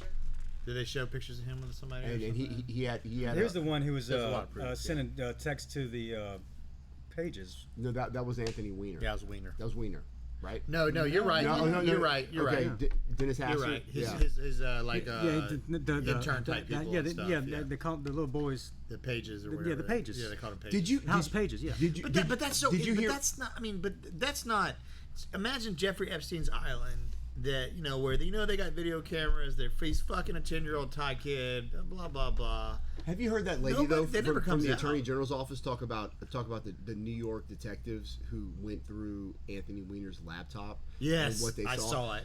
Okay, so saw it. she gave a press conference in February. Yeah, I saw it. And she talked about. She said there were very seasoned New York Police Department detectives that went through that laptop. And when they were done seeing what was on that laptop, they had to go outside and throw up. And these are people who have seen the shit of the shit. When they were done, what? When they Going were through done Jeffrey viewing what Epstein's, was on Anthony Weiner's. was the reaction? on Anthony, they had to go outside and throw up. And she was, I mean, like, you see this lady, I don't think she's up there bullshitting, dude. I mean, Didn't look like she I was. feel like That I was have that a video pretty, we watched the other day, right? Yeah. She didn't look like she was. Yeah, and so just to give reference, right? Mouthy Buddha on YouTube is an excellent documentarian, and he did a documentary on all of this stuff, and he was actually gonna do some research and validate the royal family involvement in the pedophile rings and the child sacrifice rings. But what he stumbled across was so incredibly significant. He had to retain an attorney to have him there throughout the course of an investigation. And when he was done with his investigation, he turned all the information that he uncovered over to the FBI. Because it was so compelling. I sent it to you guys. It's called Pedogate 2020. Yeah, we watched it a little bit the other day in the shed. I mean, about 5 minutes into it, I was like, "Oh my god!" Yeah, and you're almost like, "Can I still watch? Yeah, like, can we I, watch this? Dude? Like, am I okay to watch this? Like, you almost don't want to watch it. Okay, Yeah, it's please, not, let's do it.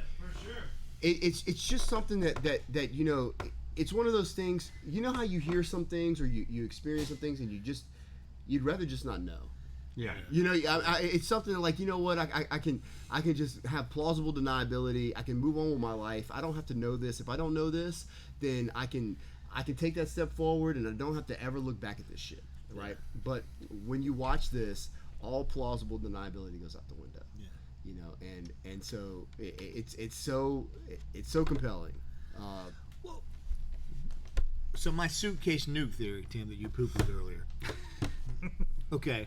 So what if there's 15 guys in the United States government, all maybe NSA members, CIA, FBI, DARPA, a couple of DARPA's, I think, not even really a government agency, but and they all get together and they're resisting. Isn't that from the librarians? They're resisting what? DARPA? Isn't that from the librarians? No, DARPA's a Defense Advanced Research Project Agency. Okay. They're the ones that make the robots and stuff. They're Terminator shit. They're the ones that Peter got after. Yeah, they're like that it's dog, like DARPA, Google, like they're kind of like artificial robot intelligence. Might eat your face Boston later. Dynamics. So Boston Dynamics, Skunk Works, all that stuff. So let's say there's 15 guys like that who are kind of they're meeting a little bit, and they have a problem with the way the United States is going. Yep. And they're thinking about, they're expanding, they're growing in power, they're gaining influence, and they're above the child sex slave. They're not, hey, they've had the guys go to them, hey, let's come fuck 10-year-olds, come on, and they're like, no, fuck you, I'm not doing that. Okay. Is it easier to smear them, or is it easier to go, hey, they're meeting underground 2:00 on Tuesday. I got a nuke the size of this water bottle. There's 15,000 sticks of dynamite. We'll set it off, and they go away. You know what I mean? You put a 10-minute fuse on it, slip it in the front door, and they're gone. Well, you got to see. Yeah. So it's so when you look at a threat, you look at intent versus ability. All right. Okay. So intent, got it. Understand what they're trying. First off, what do they intend to do? I don't know. Something I don't like. Do they want to overthrow the entire United States government? And we're now the 15 rulers. You all hail to us. Maybe just expose corruption. If I remember that equation correctly, though, if one of those factors is 0, then the whole equation is 0. That's right. So what is their ability? Well, they don't have the ability to do shit. I don't give a fuck what their intentions are. Yeah. Now, if they have the ability, based off the position that they're in, now you take them a little bit more seriously, and you say, okay, what actions do I need to take? But the action that you take is equivalent, or maybe slightly biased, but not way off kilter, to their intent and ability. So the more powerful they are, then the more serious thing you take. And now it could be, unless an FBI. You could say they work for the NSA. You can do an FBI raid. What if you want to? What if? And they plant evidence. Yeah, but what if I want to prove a point? What if I'm the bad guy? Oh, then you kill one of them. Well, or you sell off a suitcase news. That's what he's asking. No. What if I'm like, hey, look, y'all think y'all you don't 15 bad motherfuckers? Fuck you, I got a suitcase. Because that's quiet. Go ahead, y'all meet. Because you're talking about something. I'm going to kill them all, but I'm going to do it discreetly, where nobody knows. No. Some people would know. Some people would know. No. It'd be like fumigating a house if I didn't want cockroaches. No. I'm telling you. Or a zero energy weapon where you could just aim it right at them and vaporize y'all remember when somebody was president, Clinton, and people were found that suicided themselves on park benches. Yeah. With the gun in the left hand but they're right-handed. That kind of shit. Yeah. Right. That's how you do that. Yeah, but because everybody associated with so and so is like, I'm good. I'm going to retire. I'm going to go to Bahamas. But I'm just imagining. I'm imagining almost like a Knights of the Round Table type group, untouchable. They're high up. They're good people. They want to save the world. They have the means, the influence, the ability, the rank, the secret technology as well. Yeah. And you can't. Knows, these are jiu-jitsu competitors eating candy. I don't compete much. Last one. You're the highest ranking jiu-jitsu practitioner here. Yeah, come eat your pasta on camera, dude. fucker. Yeah, I mean, and you're over here eating pasta. You know what I'm saying? One of my That was some good. You ever seen the movie Enemy of the State with Will Smith and I've never watched it the whole way through. Gene Hackman. You like that movie? That's a good movie. That was good. And then also conspiracy theorists with Mel Gibson, and they talk about he says, what if I told you there was a warring faction between the CIA and the NSA? And he goes into this real quick spiel when they're on the bus running. Nice. You brought a Glock? Sorry. It's okay. Fuck you, man. Anyway, I just think that idea is interesting, and because I went down a rabbit hole a couple of years ago. I think it's interesting you hit on that they do all the testing in Vegas, but that's like the most popular place in America. People go there to lose all their money. I just think that dichotomy is that energy, interesting. Yeah. It they decided to build that place there where they're doing all that testing. They've done underground testing in Louisiana, Mississippi too, but not for a long time. They did it a long time ago, in like the 60s, 50s and 60s. Oh, you coming back with a handful of snacks. Yeah.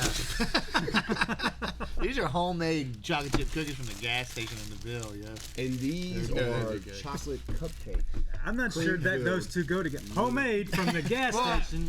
Little lady. So what do they have in those? Yeah, I ate a couple of those. They're great, man. These Please tell them they were good. But I promise you, they are fucking delicious.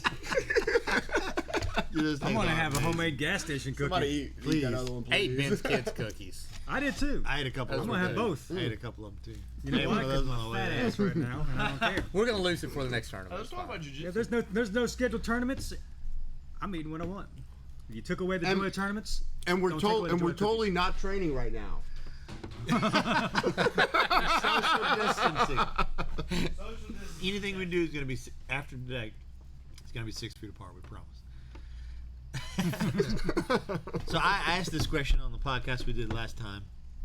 If you got into a street altercation and you could choose whether or not, I said I want to hear their answer. Yeah, we already talked about yeah, you could choose whether or not your opponent and you were what you were wearing. Would you, like, let's say jacket, jeans, so kind of a gi? What? Like if you got into a grappling situation or a street fight situation with someone, like I said, gas station, parking lot, line at Walmart, whatever, and you could choose whether or not you had a gi type clothing system on, like jacket, pants, and they had, or no gi, t-shirts, shorts, and they had a gi jacket, pants, or t-shirt and shorts. I'm no gi. Would you choose no gi, gi, no gi? They had a gi on, you had no gi. What would you choose? Optimal system for you.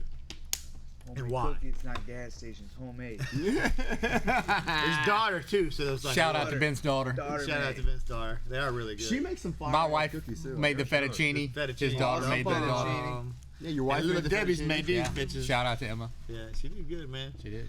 And so, what would you choose and why? I would choose no gi. Really? Okay. Because I'm better at it. Yeah. I have more experience with it. I'll count for that. Yeah. I would choose. Well, okay. I think I like the ease of movement, that the lack of friction. It doesn't matter which one of us we're in a gi. There's friction created, right, which makes setting up a lot of things harder. That's why a lot of people will switch to the lapel attacks. Well, at least that's what I did. Okay. But the attacks all those attacks go away. All those defenses go away. You can't hold on to your own sleeve or anything like that. So when somebody takes off a shirt in a fight, I'm like, yes, you just made it easy on me. Because I know plenty of no-gi attacks. Yeah. And see, let me change the variable a little bit. This is someone that you get an altercation with that's fairly athletic and explosive. Doesn't matter. See, I view it totally different. I'd want gi. That's what I want, because you can do a lot of this. And this is a street altercation, so there's headbutts, punches, bites, throat gouges, eye gouges, nut shots, all that stuff is in play. Throat, ripping out their throat, whatever. But I view it like if somebody's explosive and athletic, I view the gi as something I can hang on to. More friction to hold them better. Also, if they're grab me, if I have clothes on, they're more likely to grab me, which means they're not punching me anymore. You know what I mean? Why do you think they're more likely to grab you because you have clothes on? I don't know. Just because there's something to grab. Well, you've been trained to do that. Well, they have not. I'm the most comfortable with it. And I tell my students this all the time. We train in the gi because it increases friction and it slows things down. You can think. Right. And so when you're learning jiu-jitsu, it's really good to train in the gi because you have time to think. And perform those moves. But when you take the gi off, everything changes. There's no friction. You can slip out of positions. It's so much harder to pin. So I like the gi training, just as a learning tool. Yeah. But when you're pinning someone, when you're trying to get to that point where you're pinning them, I like no gi because it's so much harder to pin them. You get so much better at your pins when you're not using the gi. If it was me in that situation, I prefer me no gi and them gi because I like the friction. I like to be able to choke them with their own clothes. See, that's the most humiliating thing. And to answer your question about ever. young athletic Taking somebody's clothes and choking them doesn't with matter. it. That's why we use jujitsu, because That's awesome. those things still don't counter the skill. Sort of, but I do it like this. I do it like this. Let's say where it's wintertime, I got a jacket and pants. They got a jacket That's still pants. something you have to address. Like, well, okay, so If it's let's me say and a this. 300-pound football player that's explosive, I might have way more skill than him, but I'm going to have to address his explosivity, his power, all that for at least. Yeah, when somebody new comes in the jiu-jitsu class, Yeah. a brand new white belt, Zach. or Trey. Trey. Oh, would be a God, perfect Trey. example. When me and Trey roll no gi, I can't hold on to him. When we roll gi, I can hold on to him for hours. You know what I mean? So I have time to. If I get him in guard, I can wrap up his arm. I can hold something on him, and I can push him away. Think for a moment. But in no gi, he just goes "fuck you," flip. You know what I mean? But that boom, goes boom, into, if he wanted to. I you think know what I mean? one of the last no-gi classes I taught, that was one of the questions that was asked. I'm like, so what do you want to learn? They're like, how do you hold on to somebody? Yeah. You use grips differently in no-gi. Yeah. That's what I was just thinking about. But see, I can hold on to the trail. But that translates in the gi though, because a lot of times you catch me in holds that I know you're doing because you're so proficient at no gi, but you're holding the right spots of the body anatomically from the right angles. You're doing things like catching like the seatbelt. That chin strap. Oh, dude, I'm sorry. Chin strap. Like once you catch that chin strap on me, I know you do. Because when you catch it on me, dude, I'm like, I'm fucked. Honestly, every time I do that, I feel like I'm about to break somebody's fucking neck. Because you're about to. But I'm never like, oh, just let go. I never let go. I'm like, I think I'm gonna break his neck. Why wouldn't you? I hope he moves. but Ben will by tap. the same token, the last time I rolled with Josh Quintana, if I roll with him in gi, it's so much harder for me than if I roll with him in no gi, because I can slip out of his. True. But I guess my thinking about it is that in gi you can still do roughly the same stuff you can in no gi, but you can also do gi. Like you can't do it. I can Zico the fuck out of a crackhead at 2 in the morning in the parking lot of a gas station if I have a jacket on. Yes. Or if they have one on. You know what I mean? But if they don't, I might not be able to. They might slip out, stick me in with a knife. I can street fight. You're wearing a t-shirt. I can still like do things like baseball choke.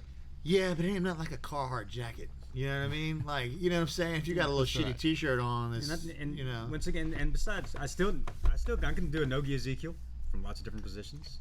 Yeah, and you're better no gi than you think you are. The best move I've ever seen was me and you rolled the last time. That the arm bar that you got me was the helicopter arm bar. I wish we had it on film. But that was amazing. Like I wanted to see that again. But it didn't matter. Lay down. Come here, I'll fuck you didn't use the gi at all. I thought I had a grip on you. Well, you had a grip on you. I mean, you could have done the same grip with just holding on. Maybe. I don't know. Dude, that was such a beautiful thing. When I saw that happen in my garage, I was like, holy shit. I wish I had a camera. Yeah, why are we recording these sessions? Yeah. Because when you set up cameras every time we roll it. Yeah. Well, that's what we'll go ahead and do it for me. I mean, Well, if we set up cameras, it'll be just the most boring roll. We'll do No, it. it doesn't matter. Eventually. Well, so everyone keeps talking about these Ezekiel chokes and clock chokes and all these other chokes whenever you're in a street fight. That's awesome. To me, the goal with a street fight, if I am because a street fight's not for play, it's life or death. It has to be, because there's no reason that me and this other person should be in a physical altercation in the street. Because it has to be over the line. It has to be me taking their back. That has to be the goal, because I'm in the least. Agree. It's either knock them out or take their back, because I'm in the least amount of danger from all aspects. Whether it's somebody else attacking me, they can't hurt me as much. Yeah, that's the It best can't be position me jiu-jitsu. trying to get their back, trying to get trying to get this. Yeah, I understand they're available, but that has to be the goal. It can't be. I hope Or to get up. I mean, Arm drag to the back. Yeah, of course, obviously, get up and run away. That's what I used to teach when I did self-defense. I said, you got to be able to run the fuck away. And they're like, what? You're supposed to teach me how to do some wacky... No, it's get away. You want to survive. Yeah. If it's going to be a continued altercation, it has to be take the back. It has to be take the back, because they're not facing you. and that's why it's called the mataleo, because the lion can't hurt you anymore. You know, and it's nice to think about the other chokes, but people get caught up in them and, I'm going to do a rubber guard and this, and this. Cool. Take their fucking back. Yeah. That's why the first. My goal is not to take the back. back. And I'm not going to say the goal. My goal, specifically me. My goal is to finish the fight as quickly as possible. And I understand that as well. Yeah, I mean, if I can finish the fight quickly from mount with elbows, perfect. And here's the kicker: that might not finish the fight, but it might set it up so they're like, "Whoa!" It's damage. Then I can get the choke. I understand that damage. I've got, matter of fact, Stacy, her Christmas present to me was little patches. With elbow to the face. No. Fucker. What? No. Happy birthday, No, bitch. I was teaching a class. Oh, it must have been in a stand-up match. Kabache. Pterodactyl. She's fucking crazy, man. But no, she had me.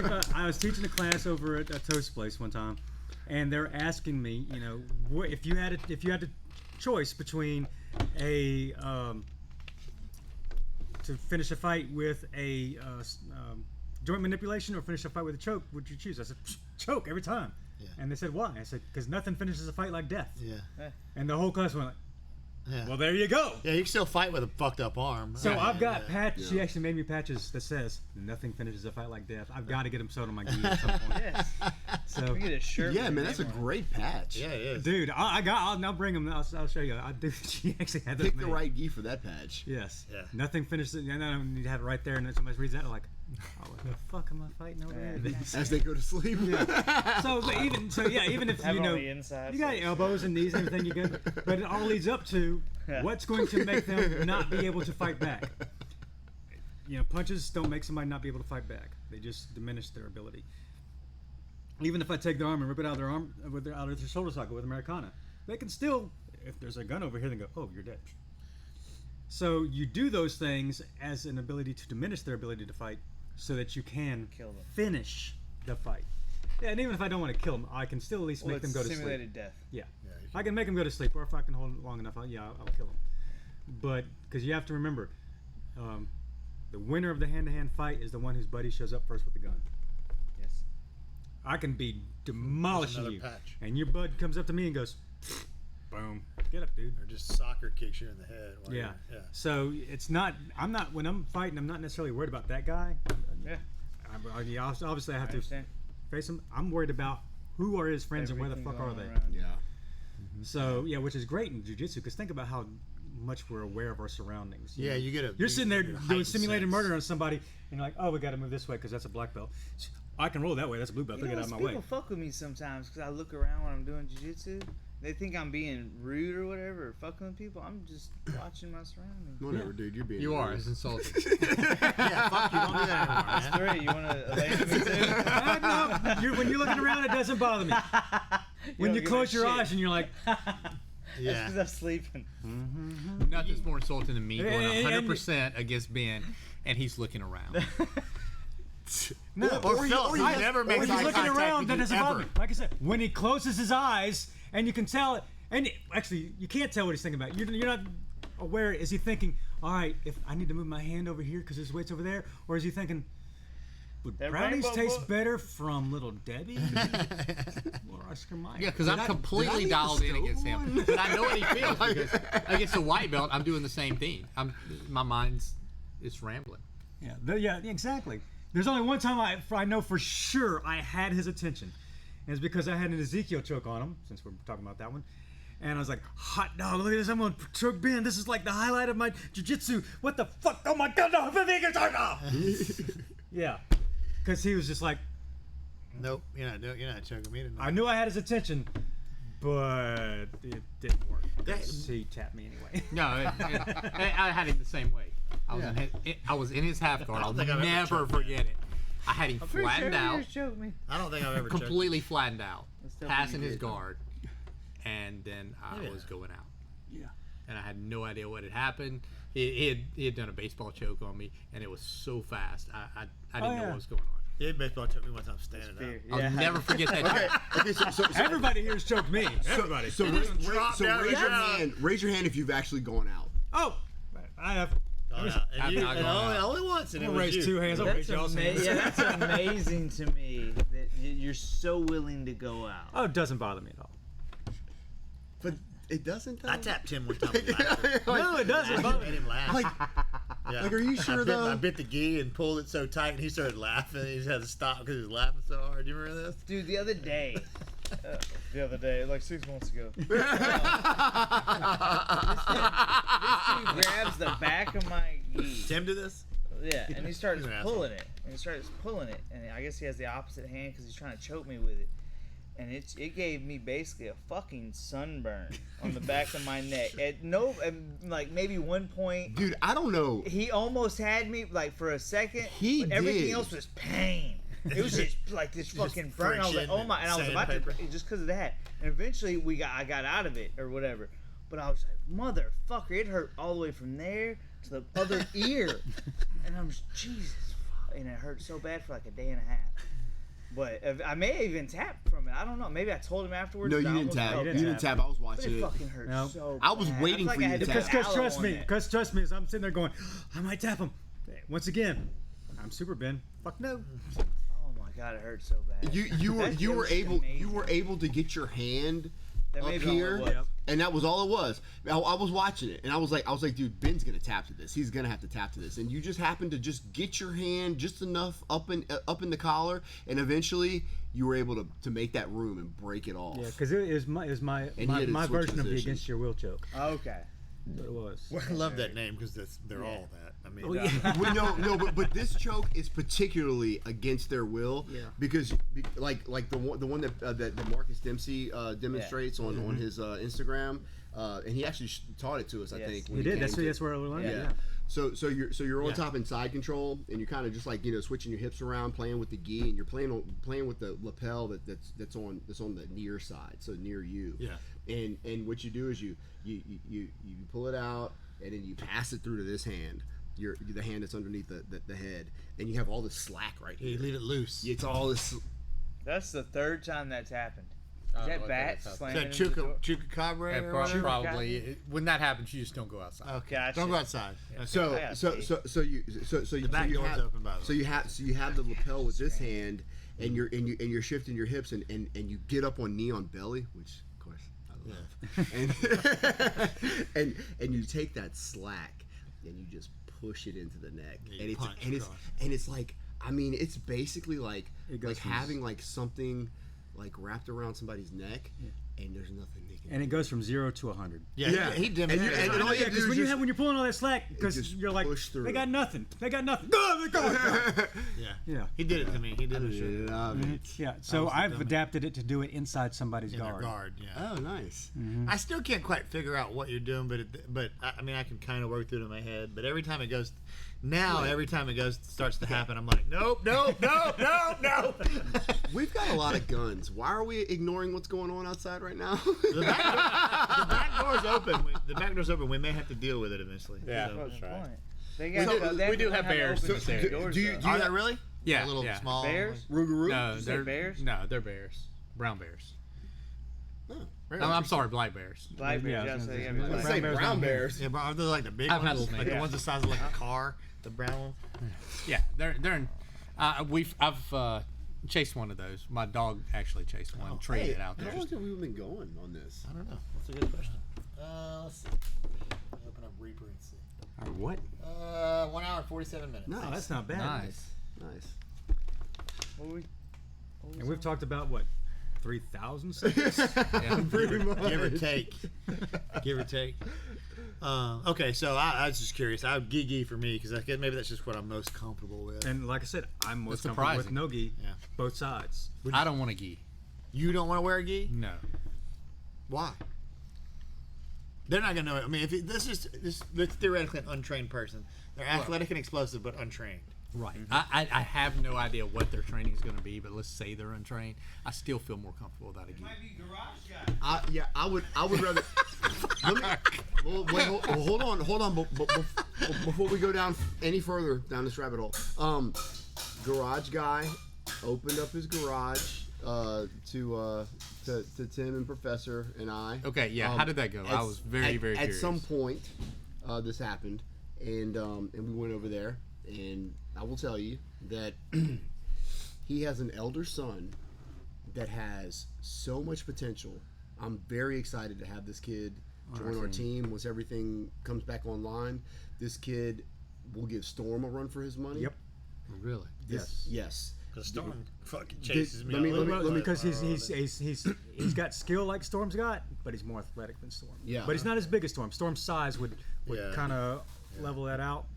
And he also has a will to learn. I think he wants to iron, to sharpen his iron up against some people that, besides his younger brother and his dad. And no knock against them, but he'll never reach his potential if he don't. Never reach his potential. Yeah. And I think just from that session that we had, I think that probably elevated his game some. And if he trained with us in a few months, dude, just in a few months, he'd be competition ready for sure. Really? So a good solid blue belt. He's definitely a good solid blue belt. Yeah. So what about Garage Cop? He's gonna give us a run for our money. Very humble.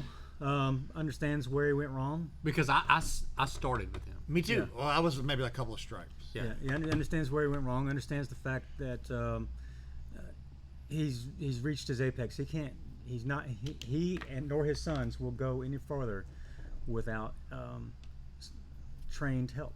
Yeah. Without professor. And very, very willing to do whatever it takes to make that happen. He's like, That's hey, good. what do I need to do? You tell me. What do I need to do? He's not trying to say would come in with any demands or anything like that.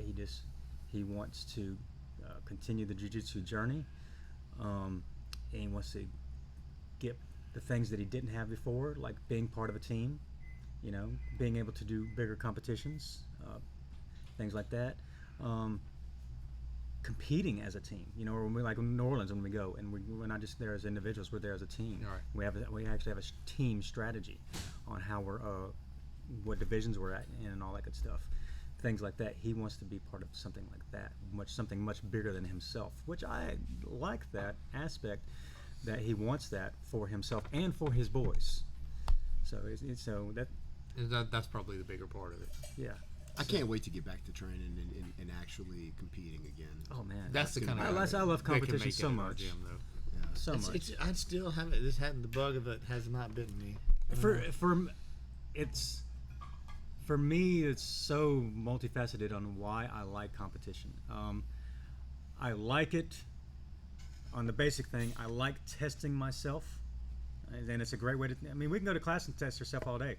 And like some days, like what you said it the other day, some days you're the hammer, some days you're the nail.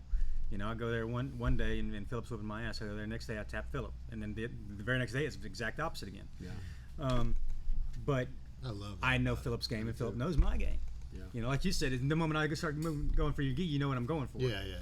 Whereas when you go to a competition, you don't, for the most part. Unless there's some muscle memory, but in general, you may not know what is he doing. What is he doing? Yeah, That's the exciting part of it. Yeah, you have no idea unknown. what their game is. You don't know what their strengths are. You don't know, and it's basically you're testing your skill, knowledge, and athleticism. And I love that aspect of it. You get to see where do you really stand. I know where I stand in the gym, but where do I really stand? And you're doing it at the highest level too. At the highest level, yeah. Like Trey, not our Trey, but Red River Trey. DuBois, yeah. Yeah, he needed that. After I fucking graduate, I'm gonna sponsor him competing. Yeah, he was sponsored on that one. Good. Yeah, and yeah, he needed that behind him to understand. Okay, when you're at your gym, you're at the top. You're gonna be able to tap people, most of them effortlessly, but nobody's there is really going to push you. But when you go to international competition, everybody is you. Yeah. Everybody's that top guy in their gym. Right. Yeah. You're fighting you. Yeah. So when you're the top guy at the gym, how do you prepare for that? You find other top guys and you just push yourself. Or you go to. But if that's not available, is the question. It's available if you want it to be available. You just Okay, how? You've gone to professors and trained, right? Mm-hmm. Yeah. Do that. And I think also another thing you can do too, if if you go roll with Ninja. He's your size. He'd be in the same weight He's class. got my same fucking name. Yeah. Exactly. He just beats the shit out of me constantly. Yeah, but that's how you can find those. You might have to drive 2 or 3 hours, but you can find those guys. If you want to push yourself to that level, you can. Yeah. You just have to have the want to.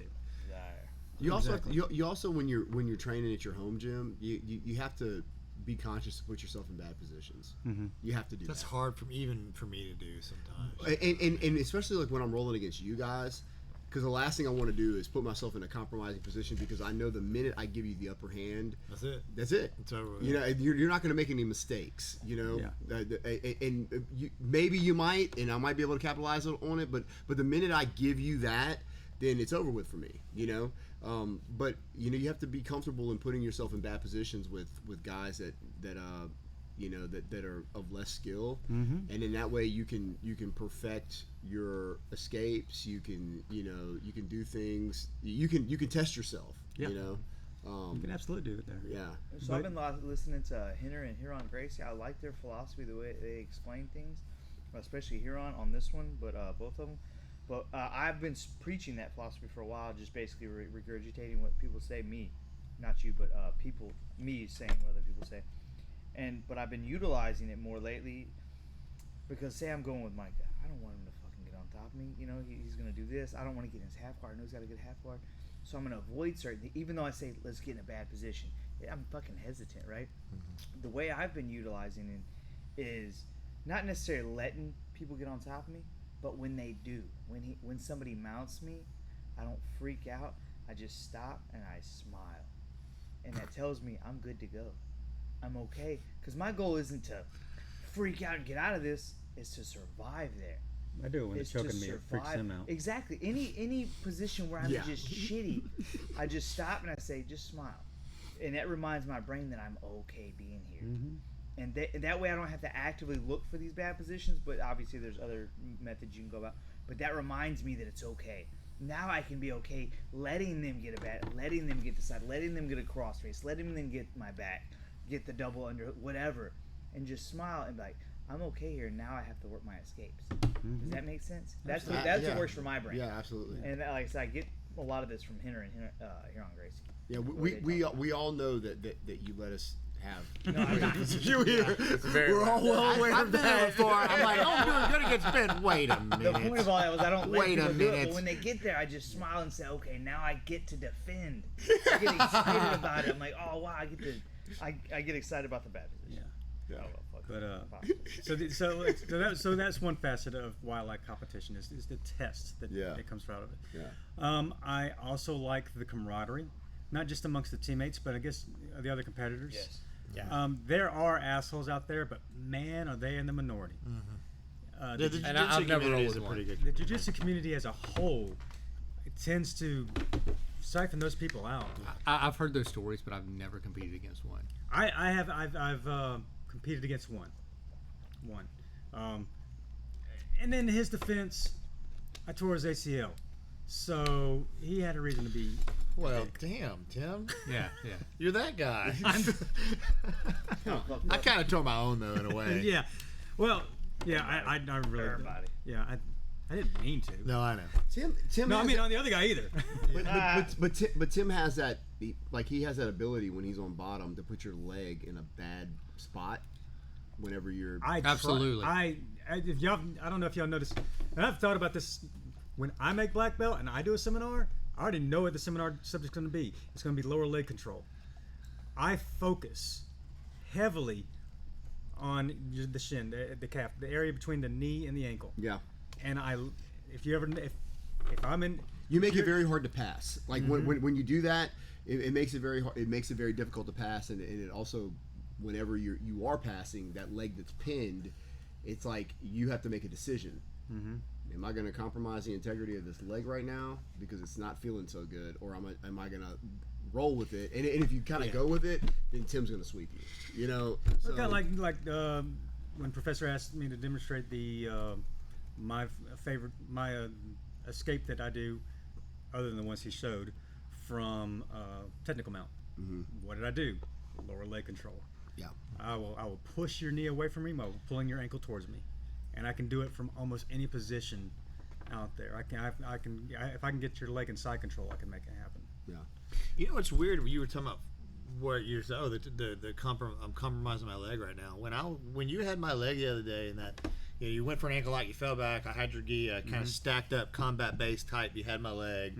I had a pretty deep grip. I heard the buzzer was counting down 10 seconds. I was like, let me just see if I can ruin Tim's day and just get in there.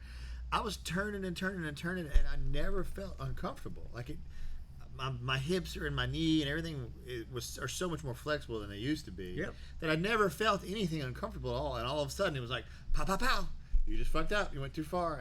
But I felt like I could have gone way more. You know what I mean? I felt like it wasn't even close. But I think that's also because you didn't have that extra ligament to hinge on. Maybe. So I didn't feel it. So you didn't feel it.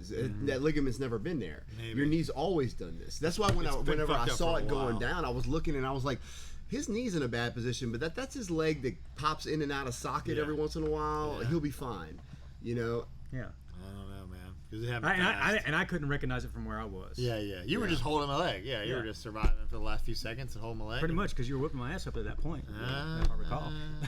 Did you know that Barrett hurt his knee? Yeah. Okay. All right. Like 6 months ago. It's been a while. 6 months. Yeah, he tapped me last week, but his knee's been hurt for 6 months. Y'all just wait till this shit is fixed. And I lose all my quarantine weight. It's going down. That's a big issue right there, quarantine weight. Oh, yeah. A lot. I can fight medium heavy. I've done that before. I'm good. Yeah. Dude, I'm stuck at 185. I'm good. So. Yeah. No, Barrett's so much better since you've lost weight, though.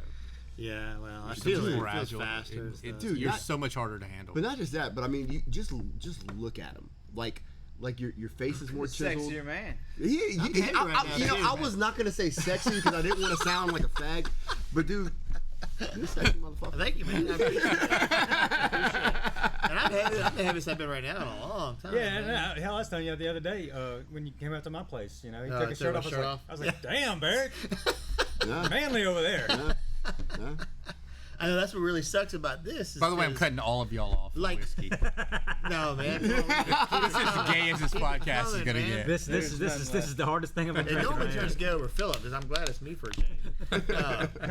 That's what really sucks about this, because I felt like I was getting a groove, man. I was helicoptering, all right, north, south, took your back escape. Dude, I'm Grambying and throwing up triangles. I mean, like, and then all of a sudden my knee, I'm like, God damn it, you were on a roll. Yeah, dude, you were going inverted a lot. Yeah, I was working on that. Yeah, I was like, I'm gonna work on I it. love Fuck that. it. I love doing now. I was like, before I would get confused, I'd Gramby and I'd be like, wait a minute, where'd my opponent go? Oh shit!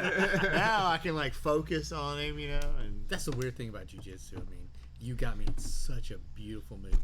My first thought was, shit, how do you do that? when you got helicopter armbar. Yeah. That See, was when I got beautiful. helicopter armbar, I felt the same way, and that's what's the difference between somebody who stays with the jiu-jitsu and understands that sometimes you're the hammer, sometimes you're the nail. I got helicopter armbarred by a brown belt who just got his black belt. Marcus. No, not Marcus. It wasn't Marcus. Mike. The other guy. I can't remember his name. He came and visited. It wasn't Marcus. And I was like, man, nobody's ever done that to me. That was amazing. You know what I mean? Like all night. We went and ate afterwards. And I just couldn't stop talking about it. Coach was like, okay, dude, you got armbarred. Chill out. I was like, yeah, if you don't understand, I'm 200 pounds. Nobody does that to me. You know what I mean? And it was just, I was just humbled, but really just excited about it. Their black belt. Ricky's brown belt. I'd have to Facebook him.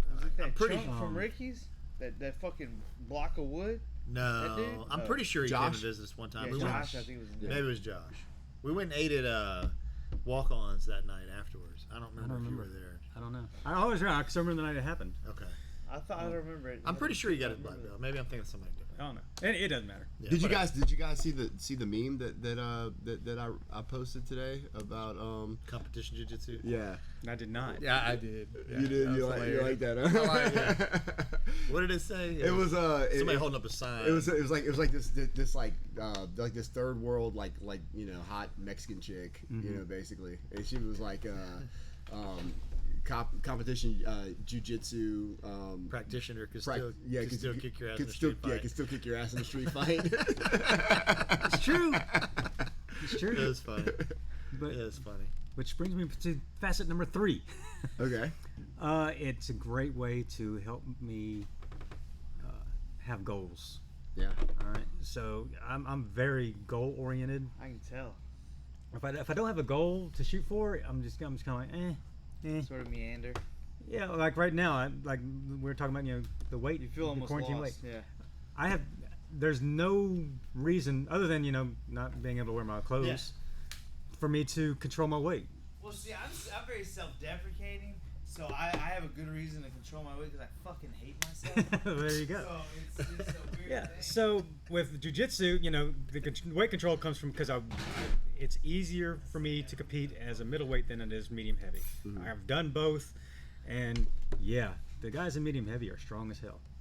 Yeah, they are, man. So if I have to compete there, I will, but I'd much rather compete as a middleweight because now the strength ratio's way more even. Yeah. And now it's all about skill and cardio. I'd just rather not worry about my diet. I'd rather just go into it and like that the morning before the competition, like have steak and eggs. Oh, it's nice when I don't have to worry about cutting weight. And it's like, that's great. But I can have steak and eggs, and it's not gonna matter. When I went as middleweight this past time, I got embarrassed. So I feel better at lightweight. Yeah, I feel better if I've lost because I come in as I a feel better very too. very Well, small. and if middleweight. I am disciplined a bit, like when I went to Worlds, I had a great big breakfast that morning because I had trained so long to get to where I needed to be. Right. Yeah, I was like several pounds under. You had a buffer zone. You have to almost start like 2 or 3 months out. Like you can't go like 3 weeks before and be like, I'm gonna have to lose 15 pounds. No. You want to slow. It has to be a slow loss, And just like the goals, you don't say, all right, I'm gonna be world champion. Well, yeah, you can make that goal, but it's gonna be a while before you achieve it. Yeah. So it helps me with incremental goals. So when I first started competing, I'm like, oh, okay, cool. I want to. My first competition, I walked away with a silver medal. Like, all right, I want to walk away with a gold. Next competition did that. All right. Okay, what's next? All right, I want IBJJF gold. That one took a while. Matter of fact, I didn't do that until I got purple. My entire time competing at blue, I never got IBJJF gold. But I finally did it. Okay, next I want top 100 ranked. Made that. I want. Okay, what's the next one? I want to be the open division champion. All right, not just my weight class. Did that. I want to make top 25. Did that. So I've met those goals. The goals next on my agenda. I want to. And let's clarify this. Top 25 in the world. Yeah. Okay. All right. Sorry. But only in one division. Only in no-gi. And gi, I'm only 31. So, There you go. in the world. in the world. But I'm in the hundreds. That's But 6 whatever. difference there. Fucking 6.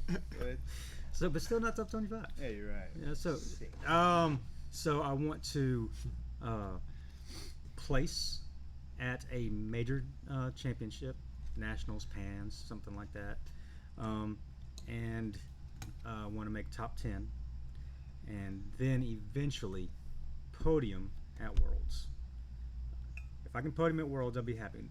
That's as far as I've set my goals so far, which is a pretty lofty ass goal.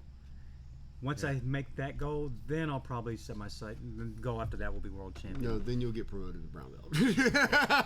Oh, look, You'll start by the all way, I want you to notice I didn't mention belts for any of these. No, I know because it's never If it's never about the belt. If I meet these goals at purple, fine. If I meet them at brown, fine. If it takes me till I'm black, fine. I don't give a shit what belt I am when I meet these goals. These are my goals. Yeah. What do you think your best chances are? Purple, brown? Purple, yeah. The longer I stay there, the better I'm going to get. And I've already had people that I've beaten at brown, at purple, make brown.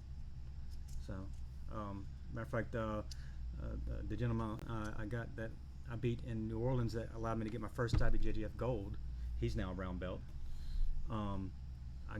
A guy that I beat in an open division that allowed me to get silver in an open. I think say my first silver in open is now a brown. So yeah, I've beaten guys who are now brown. So I know what's going on. But I've also gone against guys. Matter of fact, that guy, one of the guys I went against, that was my first ref decision, where I lost by ref decision. He was number 5 in the world. He's now brown. So I know I can hang with these guys at the highest levels. You know, a guy who's number 5 in the world, now a brown belt, and I took him to a rough decision. He still beat me. I lost. It is what it is. But that says a lot for our gym as well. Yeah. Absolutely. It says a lot for everybody sitting at this table. Exactly. It ain't like, you know, I got there by myself. You pushed me. You pushed me. You pushed me. You pushed me. And all these other guys we train with and gals we train with, they all pushed me. Mm-hmm. You know, even the white belts. It's not. If you know, Trey's pushing me with his cardio and strength, and making me use all my techniques. Same thing with Justin. He's making me use technique because I damn sure ain't gonna overpower him with his weight. And white belts that I do have the athletic ability over them. Okay, well, they're allowing me to work on my defenses because that's usually what I do. Like, you know, like Aaron or somebody like that. I'm gonna let them mount me, and then I'll do a mount escape. You know, I'll let them get in side control. I'll let them try an arm bar and then do something like that. You know, or I'll just get mount and say, well, how long can I hold it without trying to submit? How far will you let them hit the arm bar? It's about right there. You don't let them get it straight? No. Okay. I'm a fucking idiot. I'll let them get it straight, and I'm like, all right, let's try to defend it.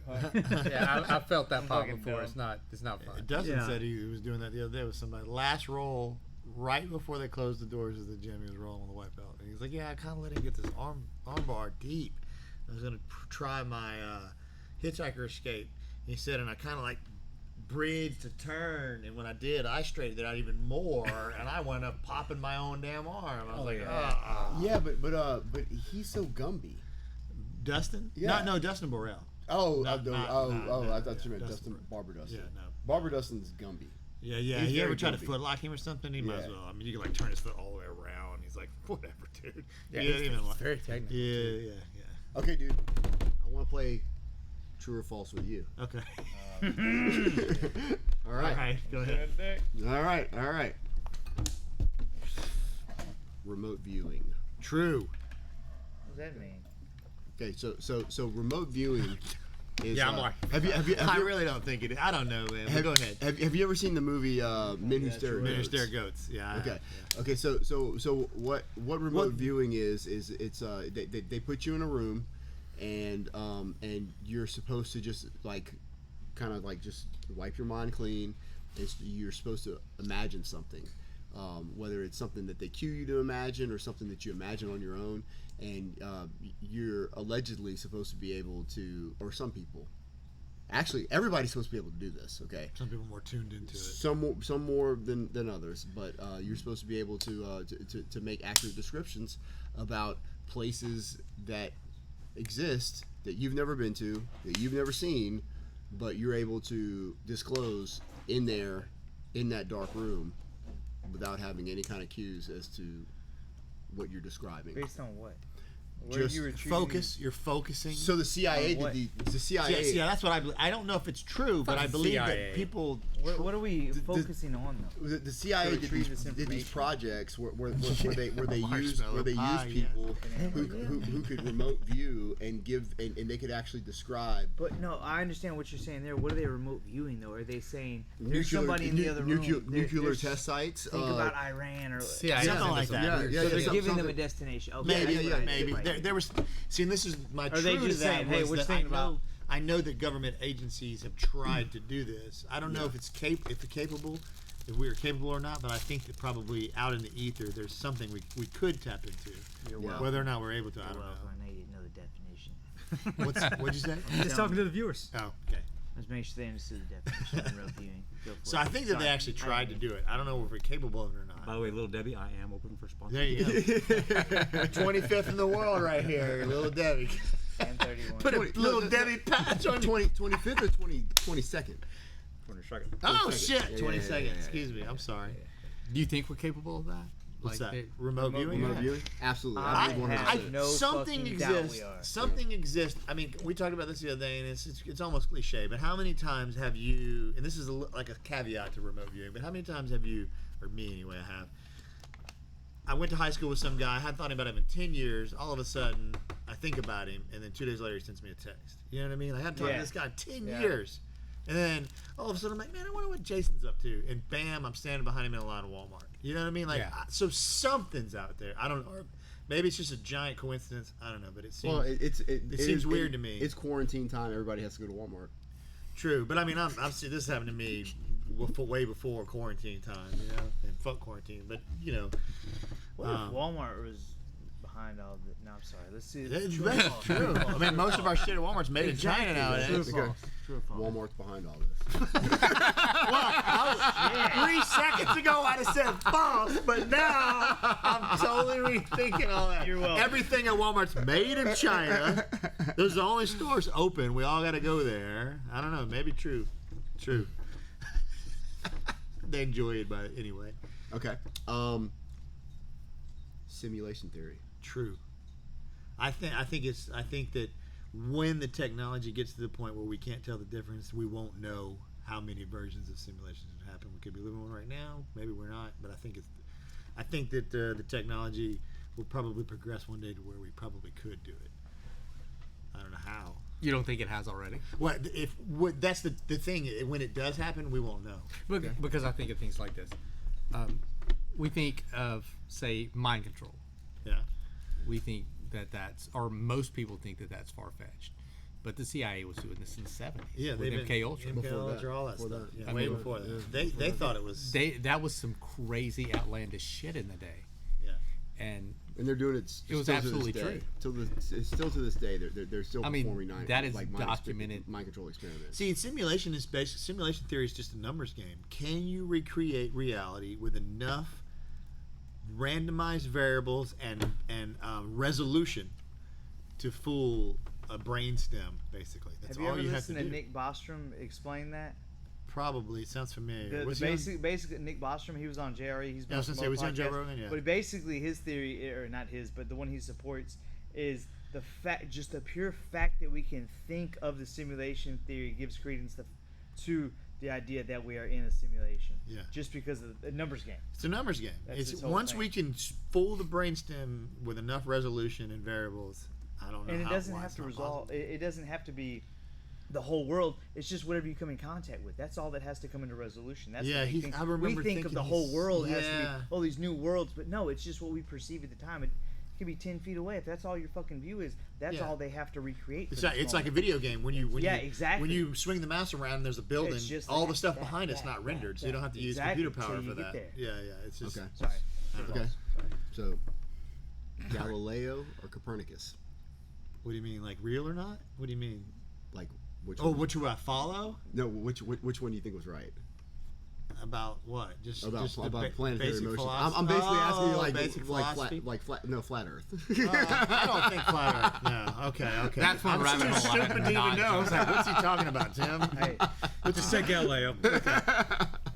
Yeah, he thought we were the center of the universe for a while, didn't he? No, he's the one who got... he's the one that told the church they weren't. They told the church they weren't. He was ostracized from the church. Yeah, let's go put you I don't think that we're... I think the Earth is... Keep you here for a minute. All right. The rest of your life. Can we stop this AI? Can we stop it? Can we stop this AI? God, dude. Elon Musk looks pretty human. I don't know. How do I answer that question? Probably not. I don't think we could stop, whether or not we're in it already or whether or not it's gonna come. I don't know if we could stop it. I don't think we can. We got it before we smushed it in the carpet. Yes. Is the current situation we're in right now, is it an artificial construction in order to facilitate us into automation? Like right now, am I in simulation right now? No. Like so are they doing all of this right now and eliminating all of these jobs on that to enter us into an age of automation? Is this an artificial construct? I don't know. I think it. I ride the line all the time. Just because we've been hearing about how they're gonna have the self-driving cars. We're gonna have all these robots. They're all going to be taking over all of these these line working jobs. So is this an artificial construct in order for them to rein in automation? I don't keep us at home, getting paychecks. Say, hey, you just stay at home. We'll send you $2,000. We'll send you $2,000 a month, and I don't think that. I kind of ride the line with what I was saying to Tim earlier when I kind of agree with him about, like, maybe it's just so random and chaos theory that we just come up with all this shit our own. I think that maybe automation will eventually be a byproduct of all this stuff, possibly. I don't know if it's the reason. I wouldn't go that far. I don't think it's the reason, but I definitely know that the variables that people are collecting right now about what we're doing during the response to COVID, the quarantine, how far we'll go with government intrusion and all that stuff, the variable is being collected on whether or not we can just have everybody sit at home and have robots drive our trucks and deliver food. Somebody's thinking about that. I mean, they're already thinking about it. Bigfoot. No, I think that probably something existed, years ago. No current interdimensional Bigfoot. I don't believe so, but like a collective conscious, maybe stories passed down from 100,000 years ago. Some huge ape-like animal. Over there in that part of the country. All right. Not even Honey Island What swamp if that monster. opens What's up that? Not even a Honey Island swamp. I don't think swamp so, monster. man. I mean, New Jersey Devil. Skunk ape? Squid. Mothman. Devil. Mothman. Is that like a dog? That movie freaked me out. Mothman scared me, man. That movie Mothman was a movie that freaked me out. I watched Rougarou? Was that like the swamp one or something? Or no, the bayou one or whatever? Bayou one. yeah. No, man. I don't trust anything they say. Sorry. Cajuns? Yeah, they're fucking. It's so fun. They're just a few miles south. That's what's so fun about it. I like to hang out with them. Dude, I love the Cajuns, man. Me too. That's what's fun about them. But I just still don't trust them. Yeah. Voodoo. Voodoo? That's like 2 more miles. I not probably like commercialized like the movie version of voodoo. No, like the voodoo doll type stuff. I don't know if that's true. I don't think so. Black magic. Like the dark arts. I believe evil exists, and I believe that some people use some type of evil for good. I don't know if it's black magic or not. White magic. Good magic? Is that what that is? Is that what that means? Or are you talking about like white power stuff? Okay. Let's see. Like the Grand Wizard are actually wizards? Yeah, what are you talking about? They're actually wizards? What the fuck? Your head is How shaved. shitty would that be? If all these dumb rednecks were wizards. They're the only ones with the magical fucking wands. And it's actually like broomsticks they broke to make into wands. If we go outside and there's rednecks out there with magical wands. Don't worry, I'll run that. Do you know where you are? We've got lots of guns. Come on! We got some boomsticks. Hey, might as well be fucking magic, right? We need to go outside and shoot that Mosin before we go to bed. Oh yeah, it's supposed to blow out the fire, huh? Yeah. Yeah, I want to shoot that. The short one, That's a sweet the gun. carbine of it is a big fireball. I haven't shot that one in years, and I don't think I've ever shot it at night. Okay. Planet X. I think if there's bad black magic, there's probably good black. Planet X, I mean, there's got to be more. There's definitely more planets than. What is there? Is like a specific theory where there's like a race from it or something, or is it just the Anunnaki. Anunnaki? Yeah. Oh, I see. I didn't know that. I didn't know that. That is weird that all those carvings with the eagle head people and the dude wearing the Rolex and all that shit. You know what I mean? Like that. And he's like carrying a purse and shit. Carrying the purse. Yeah. Something. I mean, lost civilizations. I mean, I think something happens. So okay, let's move on. Yeah. Stargates. Ooh. Probably somewhere in the universe. Yeah, it exists. On Earth. I think, Human controlled. I don't know about human control, but this Or actually, let me walk that back. Human accessible. are we Controlled by a higher race. That's an interesting question, because just because it's human controlled, accessible, usable, whatever we want to term it, just because we open the gate and we have control of it and we send people through, that doesn't mean we're pulling usable shit back that we're going to be like startling people with. Yeah, maybe we just bring dust back. We keep going to these planets that are just nothing but dust. But maybe the quantum computer is a Stargate. Well, yeah, that's one of the theories is quantum computing. Is CERN a Stargate? I don't believe so. No, I don't believe it's a Stargate. See, but are Stargates and wormholes just a numbers game, kind of like artificial intelligence? Because theoretically, if you have enough power, you can simulate gravitational pull, and if you can simulate gravitational pull, you can simulate a black hole. Yeah. If you can simulate a black hole, you can simulate potentially something that has so much. Universes within black holes. Yeah, exactly. So I don't know. Is it a numbers game? I don't know. And is the power possible to generate? Could you I don't know. extract people from that black hole you simulated? I don't know. Probably not. Because they're tiny.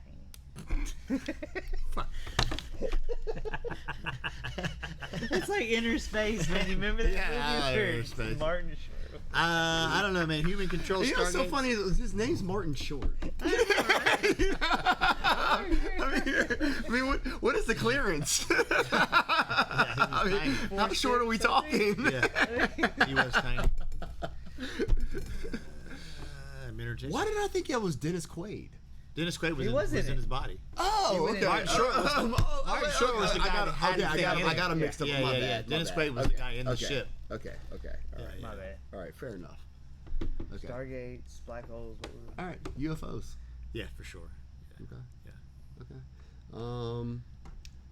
Witches. Are we talking about just like pissed off bitches that like because that brings the voodoo shit back as well. What's that? Hell chick's hath no name? fury. Abrima Milonovich. The child, yeah, the one that's like the one that does the spirit cooking. I think that there are girls out there, or guys that are mostly females, that think that they have that power. Whether or not they're able to affect anyone, I don't know. But if the theory that we've talked about, where just building up negative energy causes some type of change, then they're a part of that. I think that they think they can change things, and whether they can, I don't know. I don't know. Atlantis. That's just lost civilization to me, which I totally believe in. I think the world is way older than we think. There's been civilizations that have gone and have come and gone for millennia, and we'll never see them again. So, Subterranean realms. Chud people or like advanced races? Yeah, no. I mean, just all of it. I mean, we're talking New York subway, old. No. Subway We're talking deeper than that. We're talking like an ancient civilization that lives deep inside the earth. Like closed off from us, or they're the Lost one, type shit. Land of the Land Lost of the Lost, or they're the ones that actually have the Hollow Earth stuff, the flying saucers that come out of the ocean, and they have advanced technology, and they reverted to going back deep into the earth because maybe there was an asteroid impact at one Flying point. saucers fly around in Hollow Earth? No, but they used them to come out here and see us. It's just like they dock as soon as they get underwater. Well, they're actually like their technology allows them to actually melt into the core of the earth. That's just my word for docking. Yeah. No. But it's able to like traverse pressure and temperature. You know. That's a hard one. I don't think so, but I guess it's plausible. Probably like very, very unlikely, but possible. Einstein's theory of general relativity. True or false? Real or bullshit? I believe that it's true, but because I was so interested in it for years, it's all relative. And don't do that. They use don't take Ben's advice. Supposedly they use his calculations in things like satellites. When you have to bounce a cell phone signal off of a satellite, you're talking about a satellite moving thousands of miles an hour over this gigantic arc of space. Your cell phone signal's traveling light speed to the satellite back and forth, so you have to calculate the position and all that stuff in there to make sure the data transmission works. And supposedly that uses relativity calculations. So I believe that exists. Yeah, the math for sure. Okay. Is 5G the final move? See, I don't know anything about 5G, dude. I know nothing about it. But we need to stop at that. On the way here, tell them about this. I told them about it. Oh, did you? So when we came here, we passed a 5G tower, and all around it, the grass was completely dead. And like this triangle trees, pattern. It was like a triangle pattern underneath. The trees were completely dead, and then all like outside of this threshold barrier around it, everything was green and alive. But around this perimeter around it, it was all dead. And you know, it's something. It's one of those rabbit holes I've just recently started to go down, and people have been posting pictures of their 5G towers that have been going up, and they're posting pictures of how like trees are like missing like half their mass on one side, like it's completely fucking gone, and then the other side's like green and like growing, and like the grass around the towers are dead. So it was interesting, and it was something that I guess like because it was, you know, tucked back, nestled in the back of my mind when we drove past it. And we saw it. I was like, "Holy shit! Look at that!" And so when we go back through, we're gonna stop and we're gonna videotape it and we're gonna document it, and maybe we can attach it to this podcast. Yeah. Or you do some text. It was weird though. It was just weird.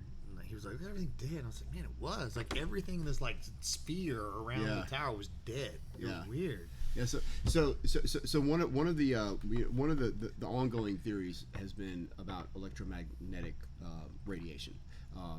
Electromagnetic fields and their effect on voltage-gated ion channels, Whatever which he are just said. well, what they are. That's how I felt when you were talking earlier. That's how I feel with Phil talking. Well, so every Just so you know, in like 10 minutes, I gotta go to sleep. It's like fucking 3 hours past you my always bedtime. gotta leave like when we I do know, the podcast right? and then finish it. Yeah, I hate it. I'm fucking super sleepy. But go ahead. Anyway, Voltage-gated. so these channels, their purpose is the transfer of ions in and out of the cell, and especially like in neurological cells where a flux of ions go in and out of the cell, and electromagnetic or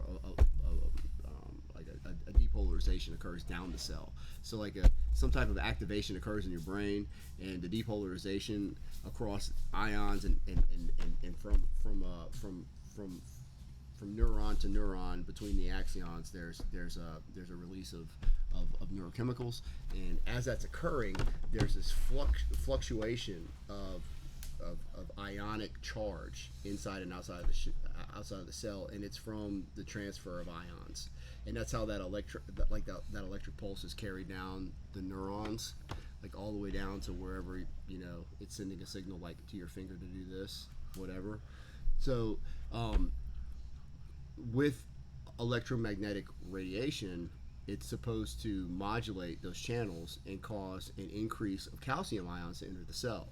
And when that happens, it makes your cells more apt to apoptosis, to cell degeneration, and also to point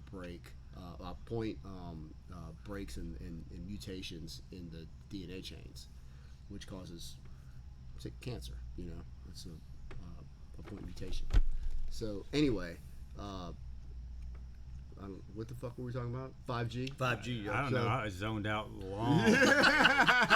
I'm rambling like a motherfucker. I'm sitting here looking I'm at the drunk little like a Debbie motherfucker. snack cake, going, look at the. I wonder, did they put the swirls on by making the thing that makes the icing do this, or did the thing to make the icing stay still? Well, the Thing to this. I don't know what the fuck I'm talking about, man. 5G. I don't know anything about 5G. 5G a motherfucker, man. Oh, well. Maybe we should wrap this bitch up. You want to wrap it up? Yeah, wrap it up. Okay. TTR. What are we calling this? TTR podcast? TTRW? It's Tim's Tactical Retreat Weekend? That's Yeah. right. Tim's That's Tactical it. Retreat Weekend. Yeah. All right. Well, it's fun. I had fun. We're going to have way more fun to come. Cool. We'll do maybe, we'll do another one one day. Yeah. All right. Peace out. Peace out. I got to piss. All right. Thank y'all. Nothing recorded. Fuck. No, I'm joking.